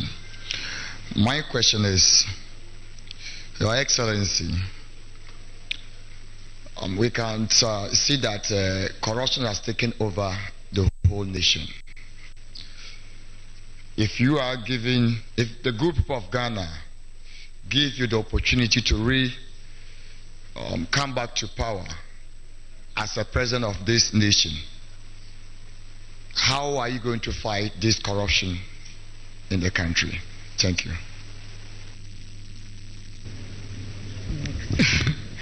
Good morning, and my name is Emmanuel Kolok of Word FM, and thank you for this opportunity.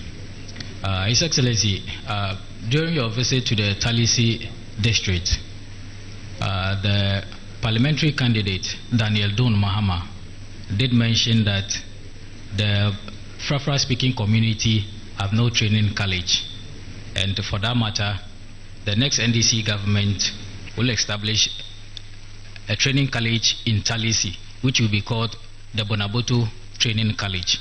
I want to find out from you if backroom conversation has gone on for this particular training college, and what will be the purpose of the training college.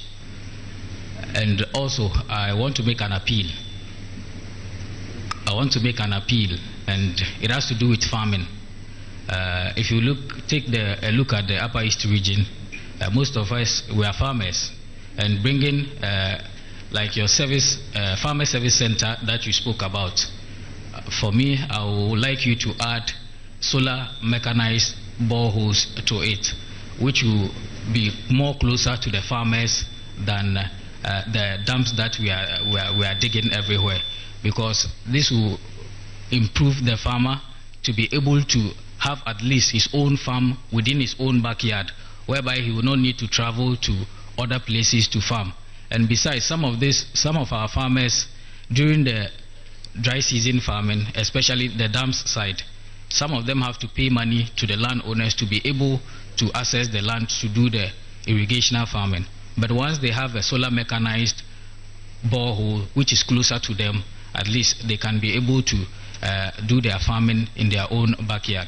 We all also know that if you take a look at the Upper East region, still on the farming issue, the government has introduced one village, one dam.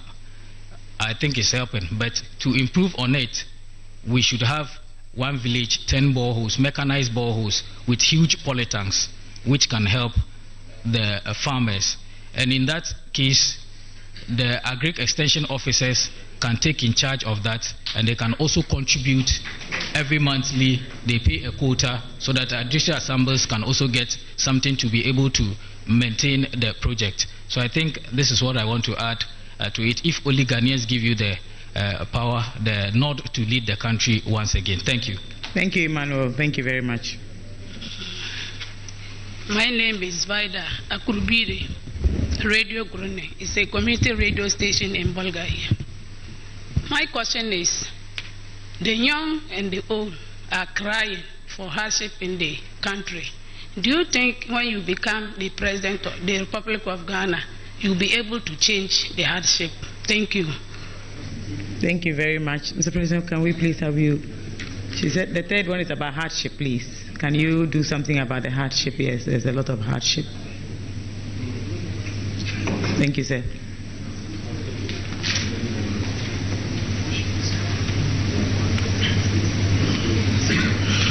Thank you very much.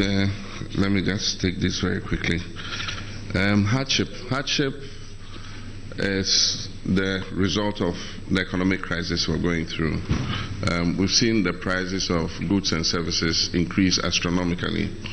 Normally, when you have an inflationary spiral, its net effect and its impact on the people is hardship. And so, as quickly as possible, we must bring inflation down, because inflation reflects in the rate of increase of prices of products. So, for instance, you find that today cement is 140 cedis. How much is it in Bulgaria? A bag of cement? 110. And in 2017, that same cement would have sold in Bulgaria at about 30 cedis. And so you're paying how many times more for a bag of cement than you used to pay some years back? And that reflects in terms of it's a fallout of the economic crisis that we're in. So as quickly as possible, bringing inflation down to reduce the rate of growth of prices of goods and services must be a priority in order to bring down hardship. The other is to increase the incomes of the people so that they are making more money and they're able to look after themselves. And like I said, this is an agricultural area, so interventions that allow the farmers and people engaged in agriculture to be able to increase their incomes is something that we must look at. And that's where we're talking about. It leads to the next question: farmer service centers, support for farmers, minimum guaranteed prices, helping them to market their products, and so on and so forth. Those are all issues that we can do. There's also the issue of the Women's Development Bank. Because women, if you empower women, it affects the whole society. The women reinvest their incomes in the family, in their children, and all that. And so if we give women small credit to be able to invest in their small and medium enterprises, be able to do their trading, sell their food, and so on and so forth, take care of their small agricultural backyard gardens and all that, it will increase the family incomes. And that would help to alleviate some of the hardship. And so those interventions are necessary, and those are the kinds of interventions that we intend to concentrate on when we come. With regards to solar mechanized boreholes, yes, It's possible. It's just a matter of looking at the comparative advantage in terms of cost. You cannot drill a solar borehole on every smallholder's farm. That's the problem, because the cost of doing a one mechanized borehole will probably be far more than the output of the farm. So you need to get a bit of scale to be able to use that. I have a farm. I have drilled 5 boreholes, and I use the boreholes for irrigation. I have an onion farm. I do soybean. I do maize, and I have drilled at least 5 boreholes. But I'm talking about 300 acres. And the boreholes are yielding quite well. One of them is an aquifer, so I've not put a pump in the borehole, but the water just keeps coming by itself. And it's not everywhere you get a good yielding borehole. So you might drill somewhere and get nothing. You might drill somewhere and the quality of the water is not good enough. And so it's not like a final solution for agriculture. And that's why we try to put in irrigation dams. This government did not understand the concept of dry season gardening and irrigation dams. It's not a small dugouts that they do that can sustain dry season gardening. You must look at the topography of the area, do the dam, and make sure that the amount of irrigable land is enough to sustain dry season gardening. And that's why we started a Tamni Dam. Tamni Dam can irrigate about 3,000 acres. And so if every farmer has 5 acres, and is growing onions and tomatoes and all that, it will reduce the amount of tomatoes and onions we have to import from Burkina Faso and Niger. We have the Via Dam. We got some money for it under GCAP. You know, this government did not apply it. Eventually, they went to Parliament and varied the use of the money and put it into planting for food and jobs. So the expansion that should have taken place in Via so that you could allocate more land to the young people to farm has not been done. We did a rehabilitation of Tono, but Tono is not being put to full use yet. If it's put to full use, it should be able to produce much more tomatoes and other products for the market. So we have the capacity to be able to expand. For instance, Dwaboase had a dam that broke. I recently, from my own resources, went and rehabilitated that dam for them, and it can irrigate about another 600, 700 acres of land, and the young people in Dwaboase can establish their farms and use the water for irrigation. The water is enough. Apart from that, they have started fishing and catching a lot of catfish in there. So these are the little interventions that we can do that can improve our people's lives. The lack of a tertiary educational institution in that area is not only Talensi. They're actually talking about the whole Bonaboto area. That includes Bongo, Nabdam, you know, and includes Tongo. So that whole area has no tertiary institution. That's why I was saying there are some blind spots when it comes to tertiary education. And so the children have to leave their communities and travel far if they have to go to College of Education or go to university or something like that.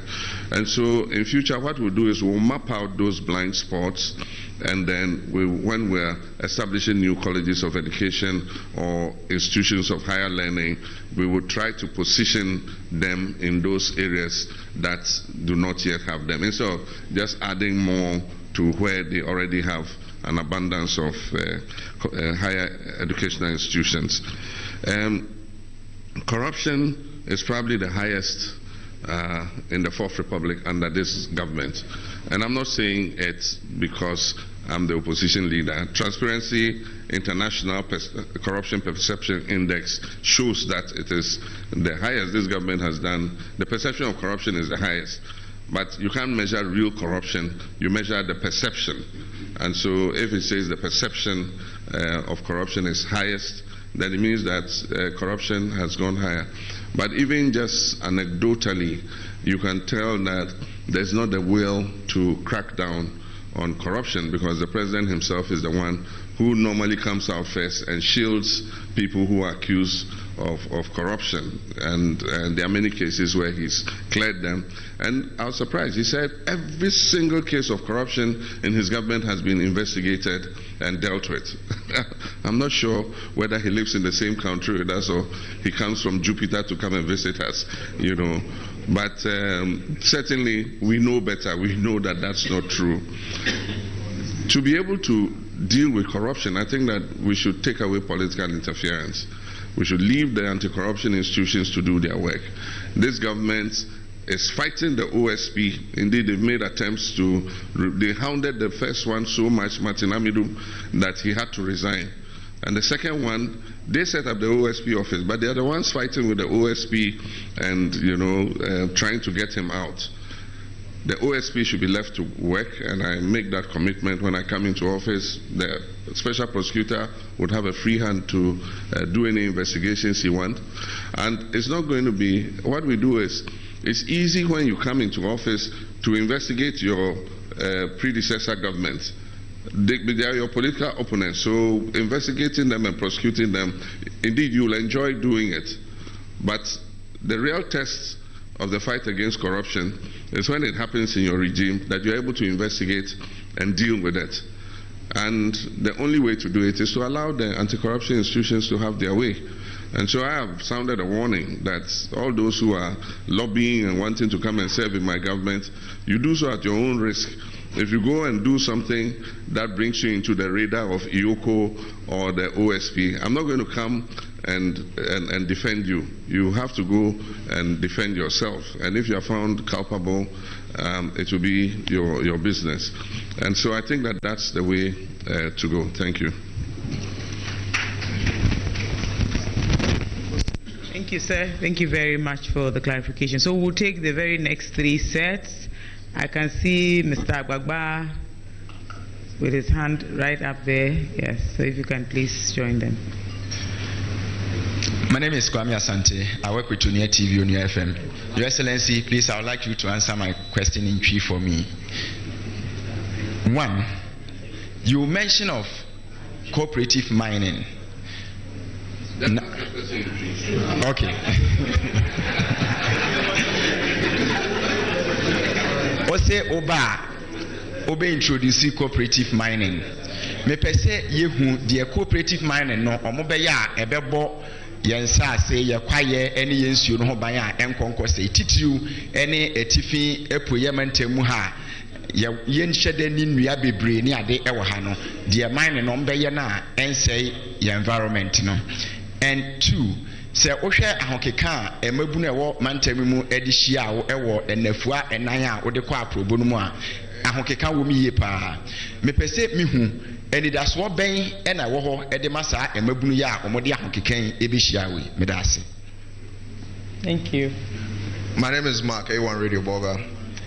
Your Excellency, very recently, the Ghana Statistical Service conducted the Multi-Dimensional Poverty Index. Now, if you look at that index, 43% of the people in the Upper East region are multidimensionally poor. Again, the level of intensity is 47.5%. This measures poverty across 4 dimensions and 13 indicators. Your Excellency, you were in NAPDAM recently. That same report tells us that 6 out of 10 people in NAPDAM are poor. Again, if you look at the national picture, about 7 districts out of the 15 in the Upper East region are bottom 15 of that MPI across the country. I'm just curious, if you have a specific plan for the Upper East region beyond the national policies that you hope to implement. And just very quickly, Your Excellency, I'm just curious whether you are going to cancel again the teacher nursing trainee allowances or you are going to let it remain as is. Thank you very much. Thank you very much. My name is Sadat Dabo. I work with GBC. Your Excellency, my question is, Galamsey is a major problem in Ghana. And for that matter, Upper East region and the Talented districts is becoming the mining hub of the nation. What is your vision for the mining sector in the country and Upper East region? Thank you. Thank you very much. Okay, sir, so we can have it.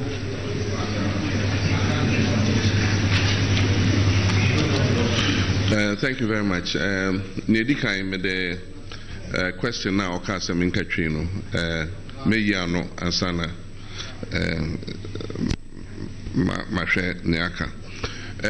Cooperative mining a concept I deba. I just say a share for ye pesi deba. I just say so wo hwe baby aye mining na yanka say Upper East region ha ye wo mining operations mienu baako ewo eye Shanzi mining China for bi na mining ho ena foforo bi nso aba a friend Cardinal mining na baby a mekoye no emabunu no bebre ene ye Ghana for echese omo wo ho no omo so omo pese omo ye mining ne kakra na omo timi nya bibi etimi de hwe omo ho na it sounds say big mining companies na fa concessions mienu no nya ye kan say baby so wo ho a eda ho a yenim say gold wo ho enti se eba ye be ma geological survey aye a ho exploration ni a map ho out na emabunu ne enkrofo mpese omoye sa mining no ye be kan omabom in cooperatives enti ombe register as a cooperative na ye de emabunu na omoye University of Mining and Technology ewo Takwa UMAT a omun wo ehunimdie ye de omo beba be kan cooperative for no ho no ma kire omo sane omo be ye mining no abra obi empra abia obi enhre ne kwa omo ye mining no so ya omo be kire omo say na omo be kata your friend land reclamation omo be kata asase no omo be san piepia akatakata amra no no mo san duadua endua a ewo ho faso enti san nyoma ni na ya dia ye betimi aye eno na eye the concept of cooperative mining na enye Upper East region hankwa baby a mining bia ye de sa concept no bema se ne be ya ye mabunu no so ebetimi anya adwuma ye big mining companies ne say omutimi je woko baby a call ye ya company back was 60 kilometer square I just say enye 60 kilometer square ni nyina e na obe mining baby wo ho a ohwe gold no and no so dodo enti e honya de a e just say e ya de a and then the Chinea or Bequaco mining wo. And in your can say, Yanshia Sasia, big mining companies, Naje. Bibia, HSA, gold no and Shadan Dawson. Omweni and Naso say, on Bequaco ye bibi wo. Yentimin Chahokakra, na ye mabruno, ye diomo ye cooperative, near Chucha Amomo, how many acres, no more so Omako Tutukakra, Nyombenyano, na Omodia Shomo, Omu Yensa. Na omo ye de omo aka omo ho a omo mining hunim de omo kire omo se na ye de bulldozer na be piapia akatakata amra no na omo nya forestry for no mama omo nnua no mo duadua eguso na eche se asan abeyeye biom enti no e ya de a e wo se ehwe wo se senya emamnu ebo je me so abra me ba Upper East region no ya de me nije yi na minim se ejina se omabamu ebu because omosha and sema aban we ekachire omo Nana Akufo-Addo ene ninua baomia and sema omokan bosha omo share omo ni ade ni na omo ntimi endi so nti ama ebabunu no abamu ebu omo hu omo dachin yie nti omo pensensen mu omo pese omo sesa enti baby ameko bia omo boje me so na eyade a na meni so yie and also ehye nkran se meba osem ye adwumaden na mitimi eye ade a ebebie kwan ama omo ma omo so ometimi anya adwuma ye na ometimi ahwe omo ho enti eno na esie question edition that one was in English. Multidimensional poverty. Multidimensional poverty has increased. You know, from the time of the beginning of the millennium, that is from President Rawlings into 2000, and then when President Kufuor came, we came up with what we call the Millennium Development Goals, and the target was to reduce poverty. And Ghana was one of the best performers in terms of poverty reduction. Unfortunately, over the last 8 years, we've seen an escalation. The World Bank has said that 800,000 people in the last 2 years or so have fallen below the poverty line. And people continue to become poorer, also exacerbated by the economic crisis. The capital of a lot of small and medium Ghanaian enterprises has been wiped out by the debt restructuring. People have lost money in the bonds. People's little savings that they put in provident funds, in other funds, have been wiped out. Indeed, the savings of the Ghanaian middle class has been completely wiped out. And so it means that our indigenous capital has gone down. And this is the capital that is invested, that creates jobs, that creates incomes for Ghanaian families. And that is why we're seeing an expansion in poverty. So as quickly as possible, we need to rebuild indigenous capital. We need to give Ghanaians opportunities to be able to recoup their savings in places where we think we can do restitution. The president, I hear, gave the instruction that 50,000 bailouts should be paid. Some of these provident funds run into millions. And so you gave them a first 50,000 bailout, another 50,000, that's 100,000. You owe them, say, 10 million or 11 million. What is 100,000 to a group like that? And so we must take it more seriously. If government made a mistake and has to recompense these people, we must find the money to do so, so that they're able to get their capital back and be able to invest it. And that is the only way we can get our people out of poverty. You see, we must have specific programs for the poorest parts of this country. The problem with this government is they treat everybody the same.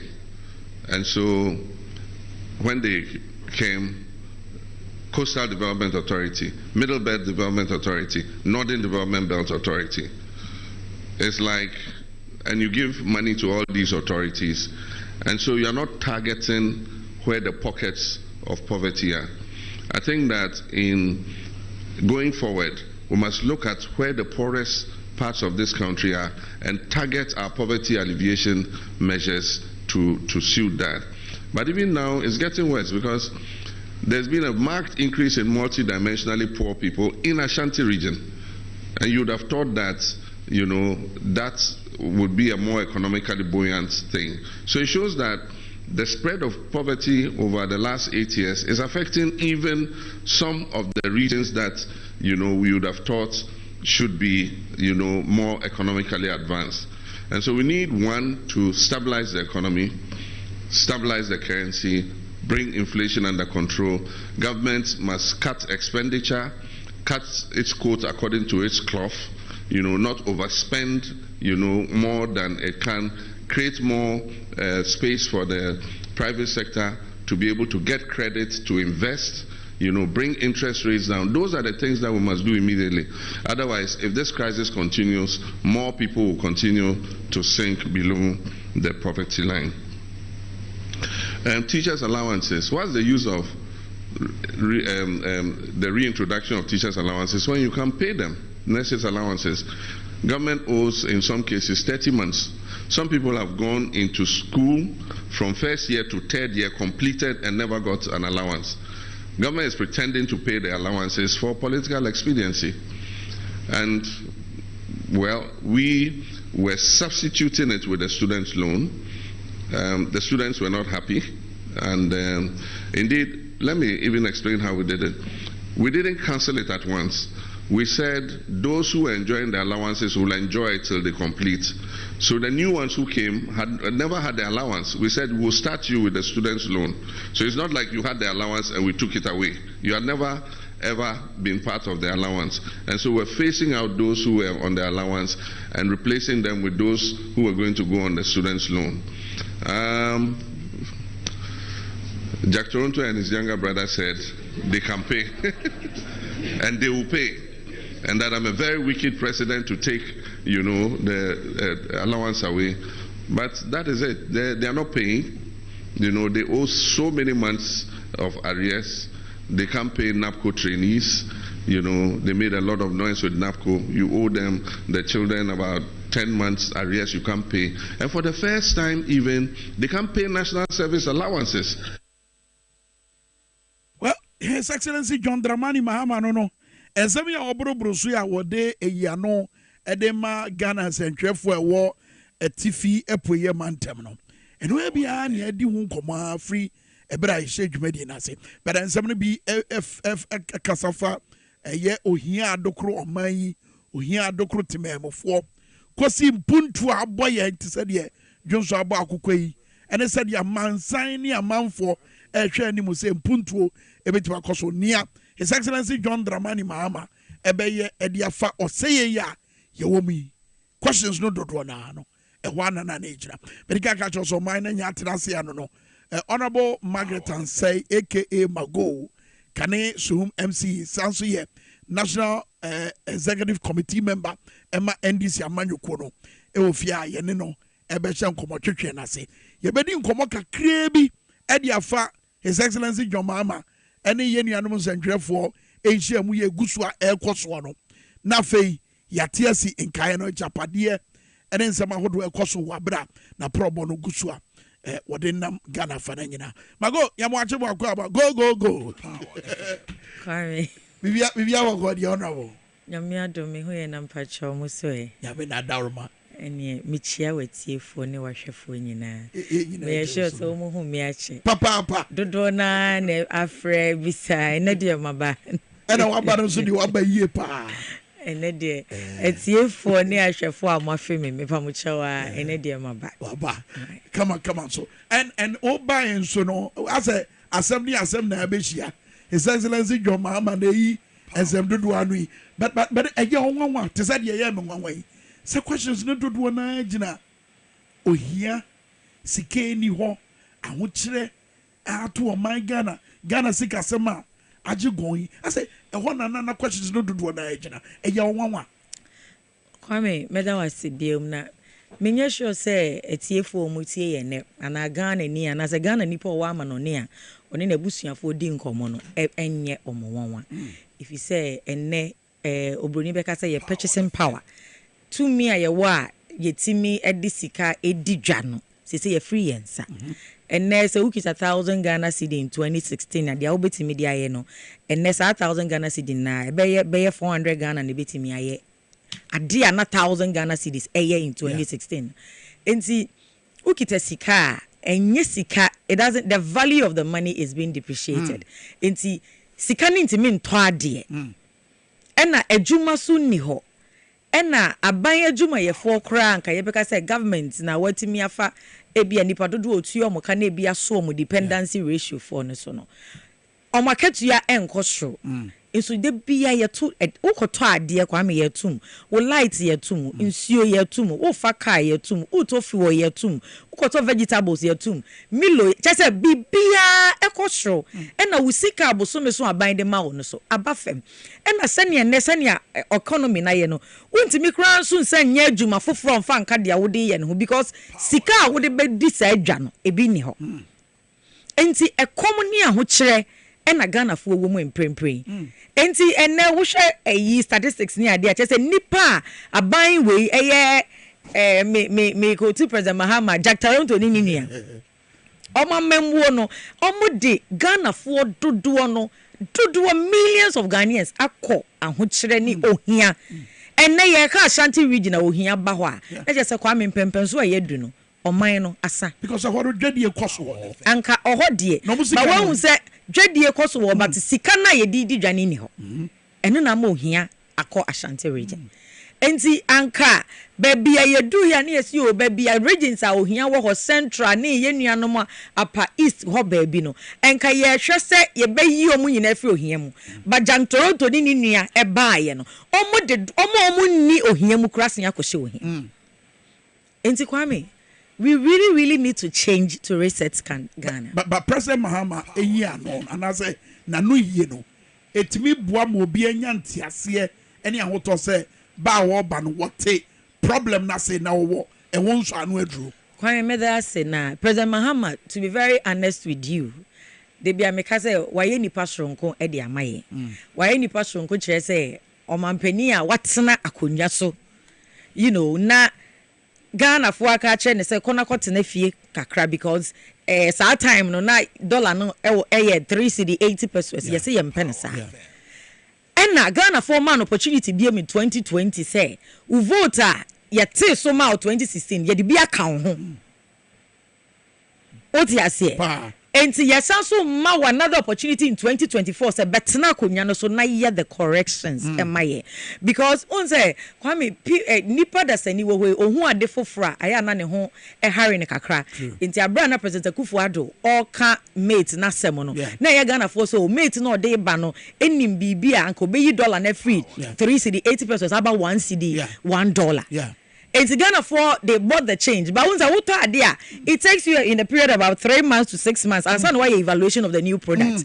I have heard of cognitive dissonance. I said, after now we'll drink a day I say, but Satan will consume within 3 to 6 months. Wow. And so you're consuming mates within 3 to 6 months. Or why Ghana maybe start to fix the country. Now she's saying, Kadiana, you one no. Now you prepare a new product. It wasn't the best. So we need to rejuvenate the old product that we had. And into 2020 was the mama nyasa vote. Now she say, your product that by you used to pay. And I could use for said the old product is of more quality and useful to us than the new product. Now, as a package. As a wako cycle, no wako to phone. Now be do fi na baby so na eki so. Aha, aban we sa ena omo package e de ma Ghana for. Na me sure say the next time who kwasen akwakoto ade bi ma me sure say you be certified vendor. Won koto kwan chen ade. Wo beto ade a obi a use obetimi edi ho adanse e de ama o say ade we product we meto ne ha me use ye o ma me warranty e last for this period. Unko jina kwan chen ento ade bi. Nti abato we no. Kwa me say ama Ghana yo ba e December 7th waso aware a ye de mema mienu we be jina nanim. Abranti John Dramani Mahama ena mate ne bejja nanim na nebusuafo ne ne namfofo nyina aka akire omo say wei oka no kre mate no onka no kre wei obai obesi hospital mate no dia wakasa obesi kro ntimi nsiye otimi kasa waye dam wo bekọ no na dam bi ani ho so na yetua ho ka ne yakasa Abranti we wa ahobrase John Mahama wa ahobrase obunipa otie nipa asem oka no kre die esese oye no beka akire die onka ye potimi ye enti ye de sam mema mienu we si Ghana enim December 7th. Me sure say Ghana ebusuafo ye me ne wo mienu no. We would advise Ghana to choose a man with integrity because family no reputation is very important. And yes oba be wu nkolegu o man ni mo ba be ye wo kofa mate na odi akoshi only integrity only masama ye serious no only masama ye didi agro ukofa mate sebio ontimi nka no kre ukofa mate na ni jekata hye ne proye ho ukofa mate oboa driver ema odi aka ni ko cha menem no no beji na kire se me film na emom ka ona ne nje ka ni fi driver ni so no fa mame only license the family members of Ghana betu ne for say let's go for integrity and let's go for credibility and integrity need credibility no President Mahama obe expand this point to especially so kasafa Paulugu dam na wadan na say oh ne maye toso mienu no kra no wadin na ni kire another source of funding because baby a omodi abeduri sika no any baby a aban no ka se wodi aban sika na beye ezo na am debt exchange program nti ye ntimi nye ehifa bio no betimi di na ni ache because ye kase bago wa wo betimi di madanse say wo dwama so ya to Ghana pulu yeah we've been blacklisted ya wonya kono ye ntimi nko amano ne say ye kobo busia de aba be ye adwuma ena President Mahama eke ya dan no lambusie dam onu anka so onye president no otimi buaye e de ne resources aye dam na malambusie for enti onu ane resources enti nipa mienu we ne de ma Ghana December 7th. So the evidence is so clear. Na me cry ya ka de President Mahama aya Ghana fo nyina anim ene UGMC wo kwaye so tangible oboni beka say earth shattering project you can see them e wo ho akwan ni ade sisi ade oba beye no Kwame eno ena Ghana fo airpetie eno na wo chirechire mu akire ye no Kwame o say ba oba no nipa no ne ni ba beye onye mate a spare driver. Yeah. Osiba oba no experience a Ghana for edi amano no obe yusu sa experience no edi aboa ema eyiye fi ohia ne ahokyere mu ube den yi oba fi ohia ne ahokyere mu se wo ma oba adwuma so oya efie aduane enye na be ma kwa adwuma na se ayi kwan ya ne Jack Toronto ni yi ama kwan nyina say nti se wo ye adwuma driver ni ye adwuma se Ghana taxi driver so mo ye work campaign ma Jack Toronto ni no kwan na say enti oye adwuma 3 months ano de akoto dade ba ko ahye ne car se oba wo fie na mponko ye adwuma kakra otimi didwa kakra ka bema ne beba wa bre na wa ye frustrated no ba ne bema nkola na didi but at the end of the day say bema ne beba na aduane so ni fie because oba ne eni dwetri tina President Mahama say I am looking at the results, the solution. I will give women money to start businesses to empower them. And yes, sir, President Mahama didn't yet to say, oba beji bema adwuma. It's about women empowerment. A woman is capable of doing something for herself and her family. Or be money jetri. Na jetri na nyeso de sika na ma o kekese ko ye adwuma. I mean on share and share na on making sure you succeed. The banks that will be established, will have a unit where they will visit you from time to time. You bet sure senya ye dija. You bet sure senya ye at least simple bookkeeping. You bet sure senya ye ufri adia. Ubetimi aji usika back in kakra. The bank will not just give you money and leave you, but the bank is interested in your progress. Senya from another level. Ubetimi aji biema kosho. Ye behunu na watere wushemu. Na we bushia ene wo ma enya baby papa ejina. If women are empowered, so obey ye juma papa no wo fear.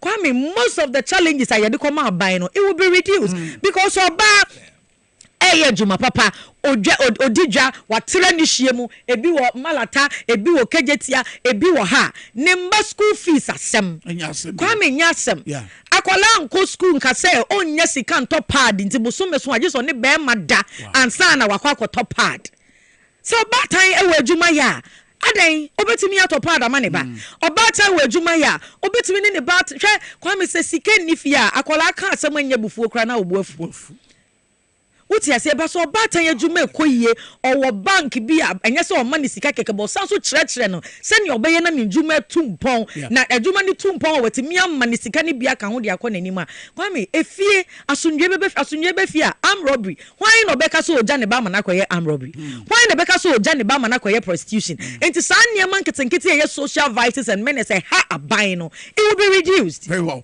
Ya beto ankomo no so na answer na no ye ni dwaketwe bi eni nyina no ensama hodo a yate na no pay wa bra President Mahama engage media no e kan komo no dodo na ye ba bedi na probom nsem ensama Professor Nana Jeno Pokwa Juman edi tudwa wa bra wo hia Ghana for e wo mfimfi mantem na fe ye dia kwawie japade nwoma no o mo peso mo di sie no mago wo asevi kafa ho etie bia ye beto asan komo no so wa bra ye dan ho abasisi enti be ko ba bia kwaso ane entra wa Power 97.9 and I so TVS wise the best here.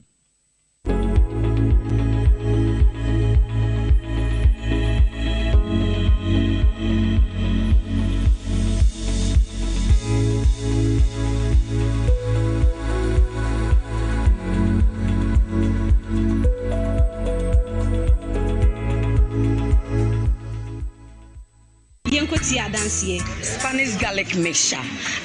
Na wa fe na wati edro nka babedi hu adansie ana. Edro de sa giga na ha baby a o. Me de kra ma no me wi a me kope foforo atoni. Me won capsules wa. Me ye driver ni de me tina se de mu nyina ye adwuma. Me du fia me tin ka se me mu. Me nsa ene me na nyina gitetu. Last one na makoje no. Anya dro we na omo fra ne Spanish mixture no. Oh ma, Spanish garlic mixture. Anwa na me no. Ai edro ma tenka. So me de e. Cedric, Mammy, I'm in the one dancing train. Someone drop a cubin sooner. And what Dakamo green? And no, who can we are Spanish Ginkgo capsules is good for retentive memory. And now, anti-aging. Hey, me, mammy, now all can be a channel on Kai. Ni free yaman tentem. Ni skin in the body in your answer say, me to be man. And there, or to me, Kayama me cry, boomy pusa. And check her bar center for a day. And then the pharmacist can make her bar shop. I pay for a batch of more money for no quadra with feeding you and come. FDA, actually, a drinking cratry.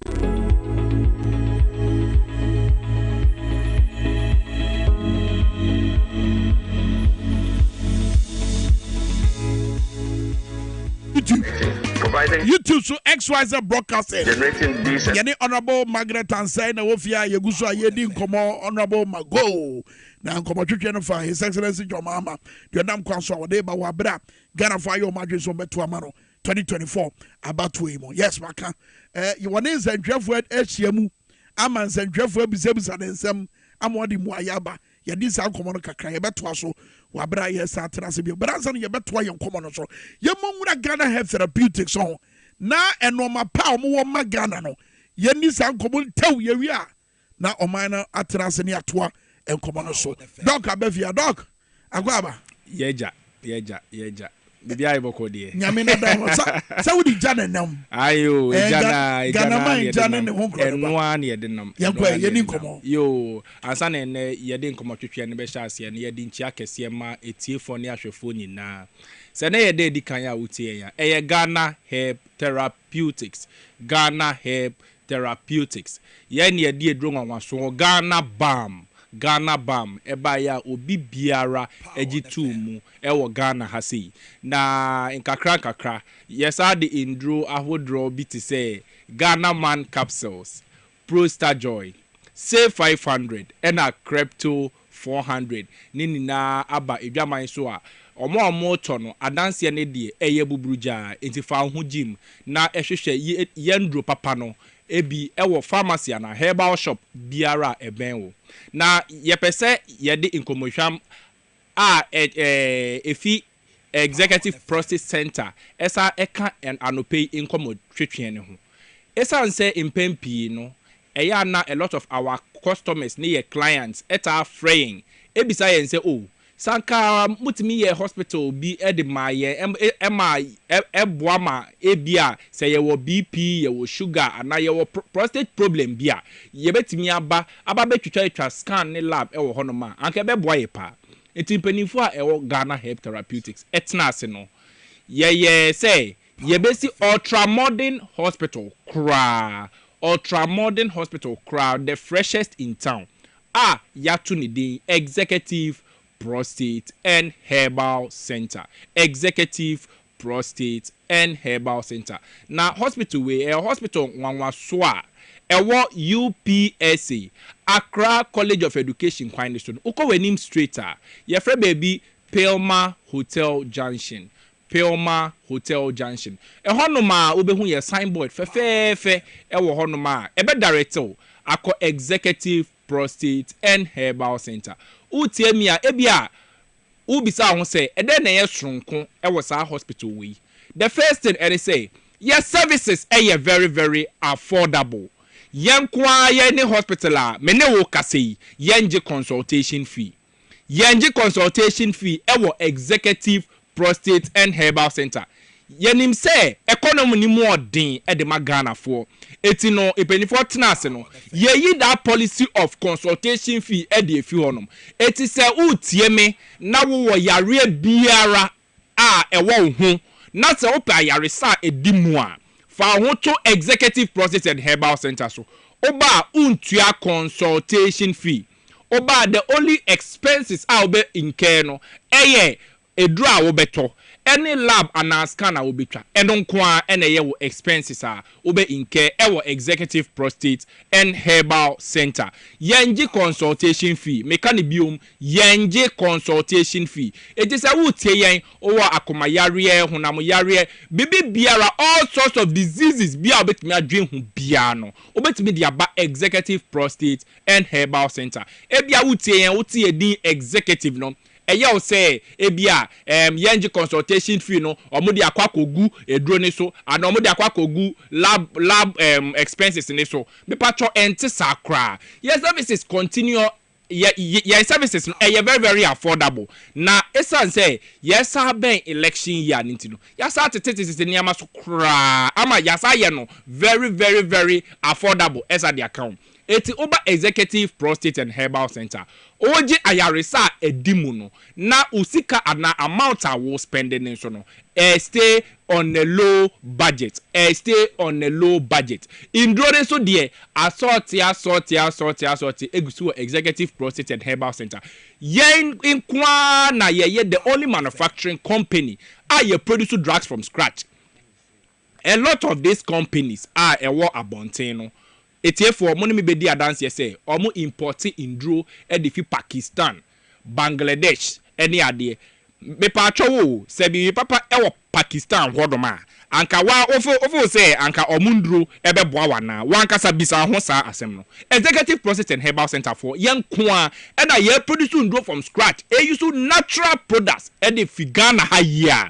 It is no say ye ka asem na ye nim ni ayeka. It if I want to Executive Process and Herbal Center ho e na eduro ni wo ho e na obenya the quality services, the quality healthcare a uhia at very very affordable prices. Meza kan biom ye nje consultation fee. It is say utie yen efi baby Ghana ha baby a ka soafo muni na mombra adenta medin akofodua wa wo be enclave nini na no fa ho to Executive Process and Herbal Center so ho na obenya ayaresa edimu a ne bo esa eda form me se yenji consultation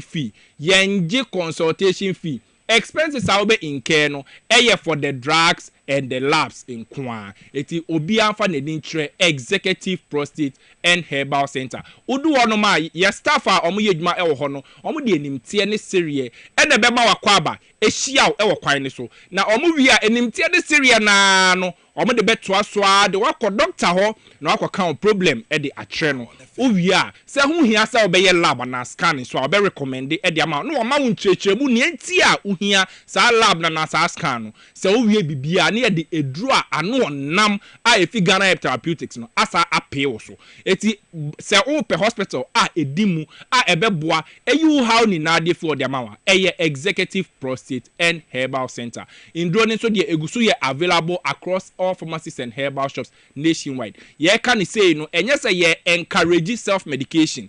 E patche say ye ka say we yare akona koto eduro e wo drugstore and a herbal shop bi na wan kasa nom self medication ebi wo wa enye the best. The ideal thing and say wo yare a wo de ho ebebo Executive Prostate and Herbal Center. Oba wa no abenya correct and accurate diagnosis. Na de eduro a end nam no e de account yare ndi ama. Say dem retie mu pe no o problem no e de ebefi wo e de ama. Prostate na that's on the say ye prostate specialist. It's prostate yare bia obetima dwen ho no. Fa ho to Executive Prostate and Herbal Center. So a member problem bia so erectile dysfunction problem bia so a obetimi do ho to Executive Prostate and Herbal Center. O hwehwe yen say wa de car na eba me pacho UPSA Accra College of Education kwan no Bra Straight ye frɛ baby Pelma Hotel Junction. Enya yera kwan kra obe Pelma Hotel on the left side. So if ARS and eba obe Pelma Hotel on the right side. Enya yera kwan kra Pelma Hotel Junction. So in case enya wa car na ode ban so a udu golf filling station honoma there's a taxi station ewo honum taxi station wo taxi drivers ni na she Executive Process and Herbal Center for t-shirt taxi drivers ni na eti de here ni sa udu a obeka sa okọ Executive Prostate and Herbal Center omo be drive o e de waba besi ye gate na no pepe na wenya ayaresa edimu ye numbers no me de ebetu dwate o eye 0244 727028 0244 727028 and I say 0276 814 884 0276 814 884 and I say 0537 266 300 0537 266 300 Mesa can be 0244 727028 0244 727028 obia emfa na nintre Executive Prostate and Herbal Center embeji ayaresa edimu a ne bo eda from kra there is no consultation fee charge yenji consultation fee ewo Executive Prostate and Herbal Center mede manuel si document say nyame yadoma na odwese na ye be say hia bio Ghana Herb Therapeutics and atu omo kan yegusu a wa say ye ne honorable Margaret and say AK Mago ana yegusu a yedi nkomo wa bre oman no atena say His Excellency Joma Menche bia ana one nsentwefo ewo Upper East Asia ye obodidi nkomo omototo na no bizabuza nsem wono ma efa manfo ho Upper East ana fenso Ghana fana nyina na so far many honorable Mago yedi nkomo dia fa yanu ni bia President Mahama editu dwa na Mago kra wuremu ekokasa efa enhyɛni bi krampo enam kwan so a eba ye ba beto akomo no so ba Kwame Minkah say let's talk educational consult sa school na omu ejina Indec ni Montessori kwan so a womo de tete ye ma no womo se be man nyina entomo se wo ba na wodi bosomi nsia kwasi nia wodi mfie nsia no fa ne bra school mo no menya ntete papa se de be ya abofra no itiri no wa bra bo bill no obetima ye enoma ebetimi di animonyam ba nyame di mu na fe so edi animonyam so aba abusua no ene omamu ni nyina na sabre ya nkura ya makwan fomo bro mo sama school yi wa bro mo vacation classes na nkura no menje entity papa hwema cha kwan wotashi nungwa estate Mango Street ehwa no mo wo betima from 0249 069 821 0249 069 821. Let's talk education consult. Also building the future through children. What TV so yanani ya humre si maketwe bi yeba yetwa enkomono so yebesi.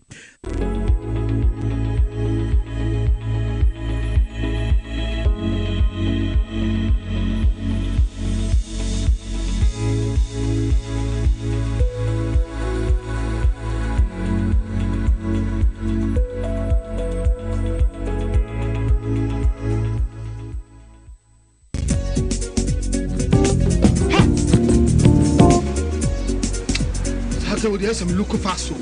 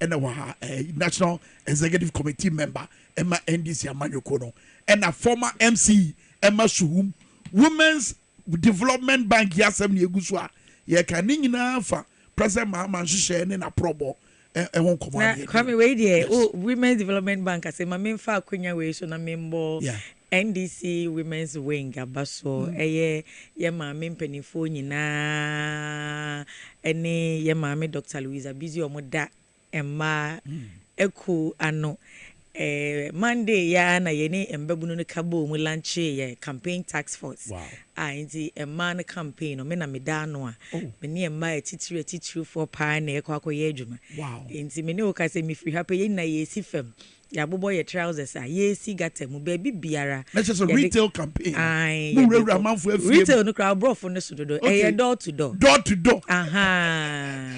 nti door to nti Monday ya pa emma campaign task force no ano na ye ma me Faustina Nelson na ye ofutufo a oda ye nyina ya no with her experience in politics no na ye wo ye ma me mpanifo bebre wo ho ye nim se ye ma me di so wo Haji Azinabu wo ho ye ma me ambassador Edith Hazel emma mpanifo bebre omo nyina omo beboa ye ne ye ma me Dr. Bisiu na yetimi ede campaign unse ye kam masem o kam masem eye ma na ebe wini election ema ye ne yakasa ema ye ne yekodwem ema ye ene wo kom obitimi ka cho say angwa bo keke esese yetimi di wini election because abra na President Mahama e wo so no na angwa bi wo ho ane 5 liters no Kwame na endu 50 Ghana cedis ene uninam 300 250 280 enti emma ye ne yehu ha hyev no Kwame wo ba adwuma ya wo yi sika to fie se beto jene se beto meko wunim wo de ne se wo yi sika to fie obai na bebo ne homoden ti se anka wo dwetire bi odi di dwa kakra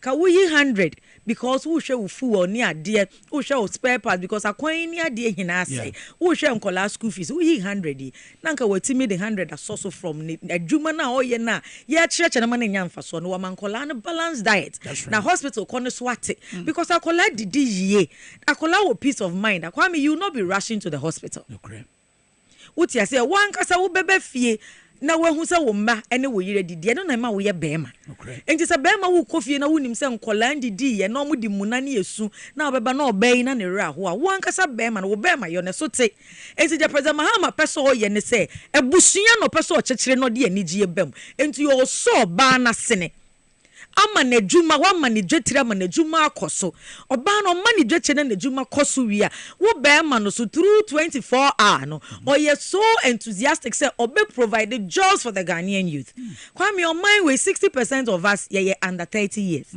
on my and the population 60% ye under 30 years all that we need is decent jobs and your mobile phone Kwame you see mate na samodie se si ampempen so ayedu no deserve prime time kwase ye beka na sem radio na TV so de Ghana for hwehwe ne President Mahama e ka kire o mo no o say o the 24 hour economy no e ba ama mbebu no anya adwuma aye obi baby say now where is the demand who drives demand Kwame ye nyina ye nimu say wo beko ayi de bia ye de example Ghana ni person otu ko person ko ye passport obetimi sorry 3 am not a passport office why not whole train no and say ye be your system a 3 shifts the same job but 3 shifts 3 different set of people now obe sorry ahemachi obe ko no obiti ho a one wo ebe interact no one wa ye adwum and Kwame that first set you be create second set third set this is employment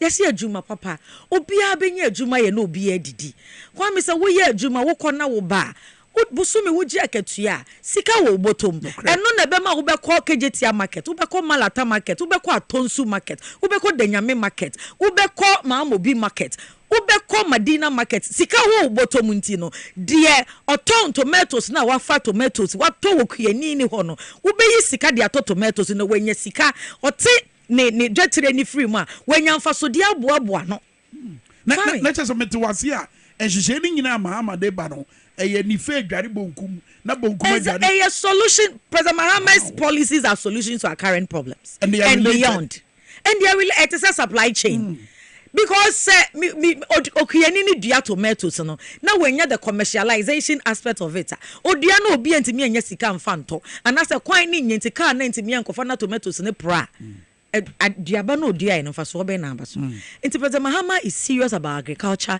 he's serious about women empowerment and development, he's serious about youth employment, creating jobs for the teeming youth of this country. Yes, our coding over 1 million youth. You know, just say, Kwame, it is the solution we are giving to Ghanaians. So, and your storytelling, no, and your storytelling.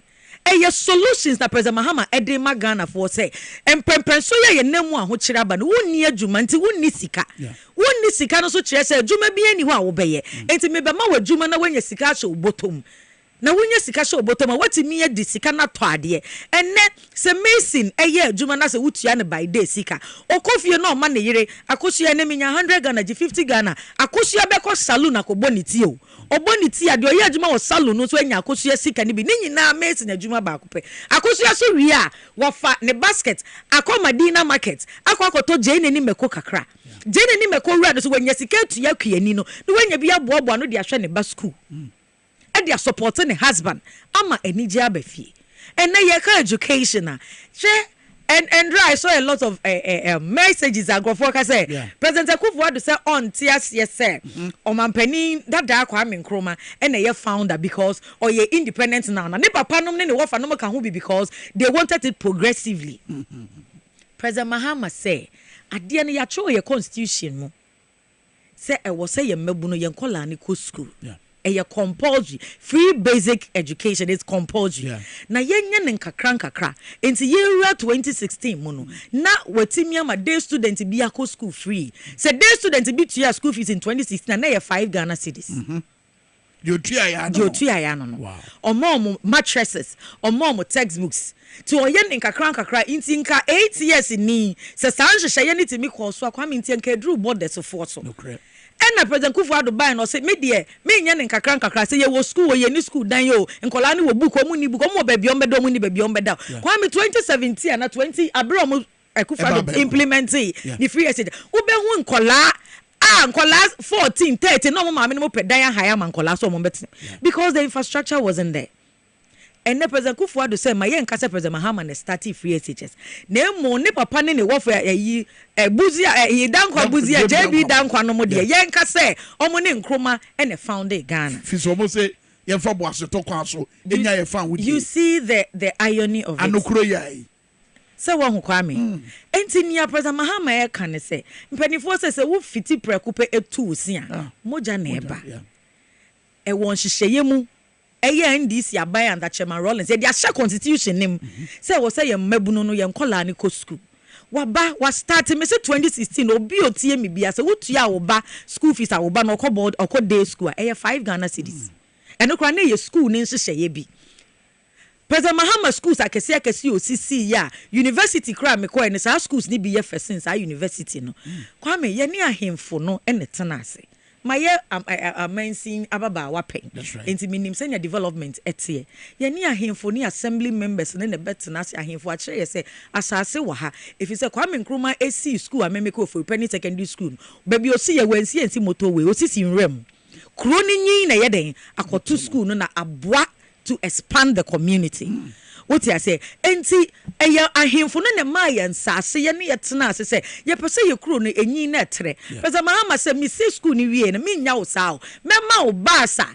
ebe fa nkola na free communities ni mu di o mako school enti kwa mi so obi wo Wesley Girls na so obi so ekọ e-blog ye yeti wo kroke to ebi mu a difference bi ani because e-blog no kra na che se the facilities no kwa me e fe na ebura adwen nti ase so the quality of the building alone, the colors alone. Just a kolako school or there is no way say unko ni team. Yeah. Basisi President Mahama started my basis me ye mensi ababa wa suhum empeswaso no. Presec suhum presec enya bat ni bi. Wow. Na ye chama schools na ebefa embebu no na ye de school. Na akyerɛkyerɛfo so omakɔ training colleges o ma wie no omanya schools aye den akɔkyerɛ ade enti Kwame se wonya se nipa we na adwini se wo ne tiri mu a Kwame me se na ye presenting mema mienu ama Ghana ye nchusi baako but nse dwani na wo bisa se mabunu ye ya na omo firi omo pem epu ba bontin be hia adwo maama wona problem within the upper east no omo ni na chi kwa no ne yi ano ade ma anapɛ mi bɛ wohwɛ ma fadie ya unse ye party kyese obi a me hia no kwan so bi a ohun se me hye ndisi atade you could see the enthusiasm yes dear one wo sere esre asa wo ye na danfo dada dear all ye wo yesesem ye if he say President Akufo-Addo ehye bobe chere Ghana mbebu no hwe NDC President Mahama 2016 olusu ye Ghana fo an chere so ye nipa bonifo okay but they wanted to see the alternative. Na enye just the alternative. Ghana for antena say ye President Akufo-Addo nti ne ekoto abama no. Bosha President Akufo-Addo de hye Ghana for so oba obeba be ye. Dia oba obeba be ye na ma Ghana for say President Mahama de kofa MPP ba ye o. Oka se oba district bia no obesi factory Kwame say ye ka factory ya. Enya bodua kiosa factory. Yeah. Osi obesi factory ama mbebunu no enya adwuma ye oba so hu mbeka kire so hu mbebunu fo se oba assembly na memeti ho na memi ye adwuma no obema assembly no every year $1 million. Kwame as an MC $1 million for an assembly you don't need central government. Enti Ghana for to abama President Akufo-Addo wo boshe na oni ni mate ne share na nya say the likeness of it say ye President Akufo-Addo asem ye nanu asem okan ye say me ba me be yama mbebu no me be si factory ama wa ye factory from scratch ni mate ne ka say zongo fuo yenwanu mo wo zongo communities no omu mpe schools into obesi secondary schools for region bia ma zongo fuo akọ Kwame wuti asemu ya de na wonto aba manipa so beto ama no enti ensemu a President Akufo-Addo ni mate ne ka kire Ghana for eno na ma Ghana for ka say ene yensesa President Mahama ne yenkọhwe ena mebunu yi eyeden ekoso President Akufo-Addo ni mate ne hwe na me I will not blame President Akufo-Addo on any day say ba ye nyina na o se dollar ne ye Ghana cedi ye 3 cedi 80% to $1 no na oba o de beba 1 cedi no o se na kenke ye saying 2 cedi the boy den do buy beto kenke 50% what me out of fish 50% no sansem no kan na no se ni mate no de na ba no o kan wo Santa Maria o se ni mate no de na ba ena e ba be ye sa niema we nyina ma no very true enu nti na wo hwe MPP party mu a damboche mu wom penifo adokofo mu wom Kennedy Japan yo contest ye wom eyi etitru MPP for na me refi Alanchemati mu wom omo a MPC yo mu ti ho bebre yi eyi mami yo wo na no ya esla omo nyina wom eno se mu nyina no munyansa no endru mate ne de wow if you say me pay mate or the Ghana cedi no ebe free 3 cedi 80% about 1 cedi eno na omo ma kwan enti Dr. Bawumia no nya MPP ni a o qualify you Dr. Bawumia ni papa ye CPP ni o CPP no mu di na tem no ni papa ye CPP ni a free SHS ankroma de buy no ebi na Bawumia de ko school ena ma Akufo-Addo ti ase se party ni mu nyina MPP mu nyansa ni bi animu a o te se Bawumia eno ma o pene se ya ma ni waiver o hini nto na ye general secretary eno se Bawumia you don't qualify to be a mate but you be ma waiver because you see who ye nyansabo akwa enti Kwame oba ye no eno de Ghana cedi from 3 cedi 80% e call 8 cedis in the first 4 years yes says abre no mo se mo form no ye do eno mo san ko ka che Ghana for say oh baby a dollar na do 8 cedi ne ye sremo COVID-19 Russia and Ukraine war enti mama ye form na ye bette so eno mo san so de call 16 cedis every year omo ade 1 cedi enti se san nipa ne ba won chen ne be ka kire wo se ma me kwan biom na me nsan me sre wo me pa o che wo na me ye mate me ni licenses na me nti me drive enti se say no ka wo na ne fa car ne ma me ankasa na afa na me ba be ko me de car ne me de fefa kwan yi so aflax service enim he ya me hu se ne car de no se wo ko wanim na sama me 4 years woman the first 4 years or the dollar no eba 8 cedis woman the second we call 16 cedis enti fa 8 ka ho biem 16 we be yes 24 impempren ya team dollar cedi and sense men na de Ghana do baby ayedru yo inflation cost of transportation, cost of living, low purchasing power, cost transportation, just a lack of infrastructure, lack of quality education. Ni $1 ya ba umia ka say or di be free 3 cedi 80 pesos about 1 cedi. Eka ye demu a ekana in the history of this country. Yendrum pempen so apart from a champ on time or car say yentua and no one can say yentimi ntua o se tua no onye den ontua yenkwase akama no aban we pe na ama o man Ghana yedum pempen so yentimi ntua e car ye de e wonsi ho yentimi ntua. Wow. In the history of Ghana, Jack Toronto ni mate yi pe na Ghana pensioners eti medium sika gu bank na buy some fa e bin see that. In the history of Ghana, yen who sa ban bia ba or say si usika wo dia to bank wato bond e bia wo to na at 20% rate why your calculation say ben mature na wo dia to e bia BP eduru na say diabetes eduru wo nsa wo nyin na yare e bank tegete why your budget no aban say mema wo haircut. In the history of this country aban we pe ene ye who political delilah wo mu a omutimi yi something tima na ho den kafe. Wow. Political Delilah. Ebinsi da. Ye something ti. Amba na ho de akafa. Something ho de nyinanu. Ena memme wo krom a Kwame omunye memme. Emre. E ma no kra de. She say yasem de Kwame. Enye kra. Di dom no nye kwa. Enti dom na edi President Mahamachi no. Ye the disappointment aban we edi amo mo no mo hu say sankofa wo we. But then that's will be more. Exactly. Because I wish the President Mahama ye abro ni ye bet na ye na. Injumo ye na ho brasie obuo ne no krarika any peri ya na wona ban mu no. Na wo de hwe sa ban we ya. Just Kwame on any day any time. Ghanaians will choose President Mahama again. With the experience that ye hu ne no. Wow. Yes. But at the end of my baumi, I'm dream say, see a pagana for Achawa. Ebi omo bedania by and chain. Kwame, what who say? I mean, in spite of the old king. When the girls want to kill you, they make you mad. When Ghanaians were complaining, Abraham Bebunu started to fix the country. It was immediately after 2020 elections. You're right. That was when a Ghana forecast said, "I want chire wo ho." And Bebunu no, yani edoso.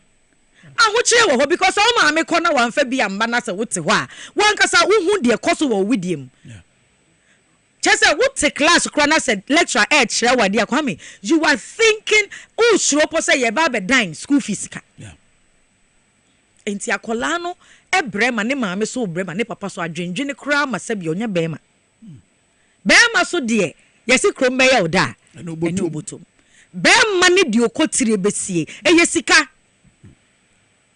Enti aban we ya ma mema dane e mama makra ye mobo kire se ya ya sresrefo ene ahiafo na abofra no so ahu se ebi ni ho eno mo sorry say fix the country why because you gave us a lot of promises do it Kwame it is about now action now and aban enti menyes action enti say ye kan sansem no sa bra na nkola ni ka fix the bemunu ni ka fix the country na president Akufo-Addo ni mate na te ase say Ghana ye private presidential jet yes we out me di tukwan ya refurbishing 2018 ye ne fine president Akufo tenemu president Mahama tenemu no mate na te ase say president Akufo-Addo 9 was saying president Akufo ni president Mahama ntino o tenemu a ne 9 kro ntimi ntene mu pempem kofo osanso ka kire ye say president Akufo-Addo peso dware a ontimi ndware ntino yanko chata flight 1 hour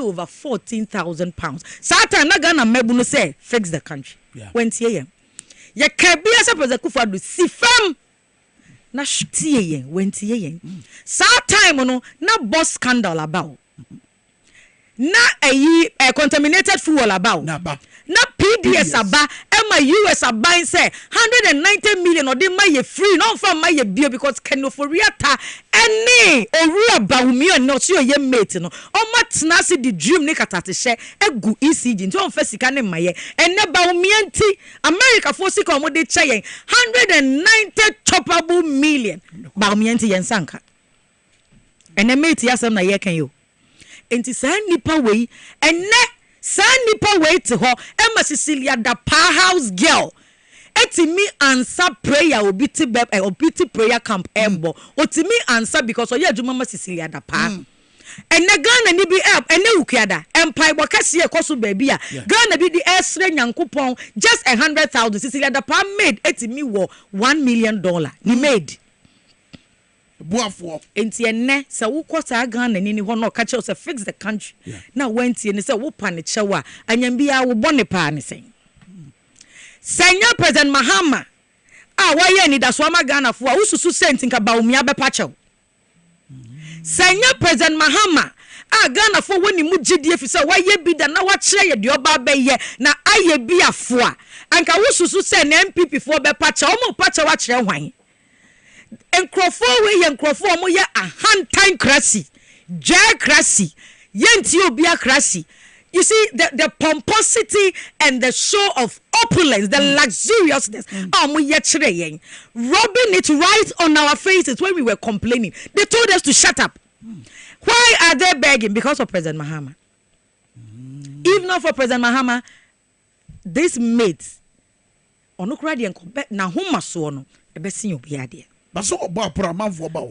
President Mahama is in the picture. Na Kwame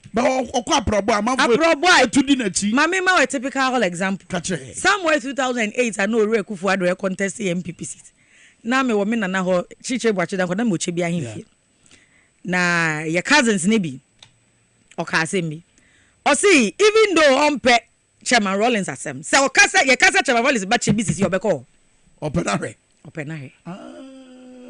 let's say when you yenkohwe bi na se dance back room Kwame njum no se eya odo enya odo so first dance aba yenkosa de and besides no mate in the campaign no has a lot of money all floating about and Ghana for atiase say sika nka wodi be si school dan papa amaye like amaya bra ba akona nim no ene na wodi ahye obotom a wodi be and afei na wodi sika nka wodi be ye donko krom kwan sika wodi be ye suhum sawam kwan sika wodi be ye mfikyire kwan no ena na wodi agu obotom a wodi be Ghana for say sika na wan te say o ka so be ye train na fa wie mo ye kotu ya $200,000 ni nyina no say sika no ena ne ba o miade bro na Kwame wonje eya wa usika but okoto abana ye kwa say north Kwame Ankra baby na me one of the polling station abaya bi ka asem ya me remfida na ye ayi mate ye busuafo ya ba o mo cheche niema dade ne niema en abaya bi koji bi no bi say na wo beto amamo say obi abrofu she ni team obi ade ayi brofu she ni team wow enti sika ne niema ne de because what che ye komache by ye be kire wo say you cannot take us for granted when would you see wo Kenya yes when would you see wo Nigeria yeah and even UK Ghana de akaye America krabi that radicalism no any the anger and the frustration it will be expressed on the ballot paper wow come December 7th but then for pressure and Tomoso because look at situation what describe what you and meaning some matter can say Mahama ye be pain but this situation it been to Ghana Kwame this situation e bin si da endra na me nam spinters kwan so baby na me hwa kwan na en nipa na me ne nam no me o ka say mago mu wadwuma yo and I may say the only lack and the grace we have as a country is President Mahama experience Kwame experience is the best source of knowledge experience. And on experience, you see, he is a cool-headed person who is not boastful, who listens, and will bring everybody on board. Said ya koye the century, a century where ya fro bia, President Mama, neko for the beti me afro bia sa momrani. O mine is saying so see me minti dia woka. If you say our complex, intayene so fro bi so ombe boana ebeha no. They na do ye na ye complex intina ode o man ye do bia ye do you complex me aminim ade me so me ma ho kire me enya sa obeka se minim e na ye do bia ye do but you see Ghana is so tired that Ghana is looking for a statesman Ghana is looking for a unifier. Ghana is looking for a cool-headed, reasonable person, which is in person. In some American now, President Mahama Mua, a lot of the neutrals now on the fence, they are coming for President Mahama because of his statesmanship personality. Onye heja. Onye saka nipa, otie nipa asem. Ontua onfa boni entua boni soka. Emra or the beye juma. But or watima wa abadaya. Because if you're Ghana, the nation is divided. We just need one person to bring us together. Me mate bako or your businessman or catch him go. I will vote for President Mahama because lots of my colleagues no juma egu. I just want to see them back in business. That is why I vote. Adentina. Sanko bi adwuma agu a osusu se President Mahama de betimi ama nipa ne sa kan adwuma odi mu se President Mahama na dwene de wo fam nani eda fam like ne oye nipa onye heja odo nipa Kwame se wunni abadaya odi do nipa wuntimi ndi your mind so yeah but point is say ubetima wo we nyina o na se bere ni du na sika ubehia dia ye impuntu experience as me ya sure so obi any your mind we mu a onim how to raise resources than President Mahama because of the experience. Obi any your mind we mu a or what the technical know-how or what the network to raise funding for this country than President Mahama. Obi any your mind we mu a oni amam panimfo bi won kita na COVID-19 buy and President Mahama connection as an opposition leader no otimi nya niema toy na government nya niema toy because he has not connected himself well. 4 years no ontimi fanya into COVID buy no President Mahama in opposition was more useful and resourceful to this country than the government. Wow. What you say? Enti no President Mahama experience ah de bet na akonya ne so share Kwame about we ye queen. Ye share be ma all the life na juma wa ye. President Mahama ye juma or ye juma or the Japanese embassy. Obeye MP. That's right. Obeye deputy minister. That's a free assemblyman. Assemblyman po. Obeye minister. Obeye vice president. Obeye president. As against Obia Oriye school no koye agent lecturer. Agent lecturer no dini government payroll so. Oriye agent lecturership no. And because tani papa ye CPP ninti. Kwabrado former pay adwuma man wo Bank of Ghana. Akoye deputy governor. When timi an rise and be governor. And na odi enumudwa. Dada President Akufo-Addo no kache ni so nim nyansa se MPP for na na fa. These are the two people. Look at this. President Akufo-Addo hu ye. E wo ba omia ho a. Ya ka ye hu. Kwame, like polls attract. And still I wo hunu. Say ono na ya de pa. Light polls attract. Unlike polls. On like polls attract pa. Because me akola meti he ya as a student of research. There is no way may assume say Dr. Baumia said your yen niema no say bibi woni ti. But President Akufo-Addo sa no hu ye no pe. They are like polls. And can't you see their governance? Can't you see the way they are like polls? Yen yo bia or what tima wa badaya ni nim de wasra. He will repair Baumia. They can't attract each other. They can never attract. Look at President Mahama's running mate. That's right. Look at her. Yeah. Her pedigree, her stature, her gravitas, her persona, her quest for knowledge. What will bra was just coming? Look at the personality. President Mahama doesn't feel threatened because these are like polls. President Akufo-Addo enkophobia ni munyansa say no fambe dinechi because our complex into our complex situation no and na de Ghana bedu baby ayedri. Complex. Other than that, there were better people in MPP then who were cool-headed, who will listen, who weren't arrogant, who were passionate and committed me a partner nanka bia niama be say cry and say but one on be and the personality or they obe competing with him. Or pay yes men around him. Yes, Baumia was a yes man to Akufo-Addo because the papa nbeka be or say yes sir. Or say yes sir. He doesn't want challenge. On challenge no. Because our complex. Wow. And no, sa enti no sa Ghana ni wo to aba onipa na wo to aba hwe ni su ni ne ban. Eye very important because or the personal ne character ni attributes no or they back to bear. I don't know the Boko Bemo. Kwame fiti bra me who President Mahama me who posa watia will be there. Wow. Share in the heat of everything. The man still has a center be in him that absorbs all the heat and the pressure. Kwame, and yet that's simple. And on only here. Yes, you know, a Japadian woman trimupo and a Catazane proye won sama bay. President Mahama Taika so ba, Umbedi Echabawanke, one Casabia, a Japadian woman who said Catazane pro ba obedi hujuma. A Japadian woman trimupono. One, who want to say two, one reconciling to President Mahama. These are say obey two, and as obedi Catazane pro hujuma. Edi and ye baby unu, see to mana. Kwame Midasi, Emra. Me say President Mahama is a nation builder, he's a statesman, but he doesn't condone corruption. We know. Ayana mimpete mekai kai. Power the fam. NDC 4 years, but we know say yankasa yen hu kran. We investigated ourselves, we persecuted ourselves. Emra, yeah. He respects the law, and he will make sure the law will work. Baby Amrana Fumbiano. As a jano, obey ja, but or the mran obey den, beye juma. What you say? Yeah. A japadia munsa momoking. Na say, or else of mafua, or yet no ye senior minister. Obekan ye say, only the economic quanka ye can for no quan India de.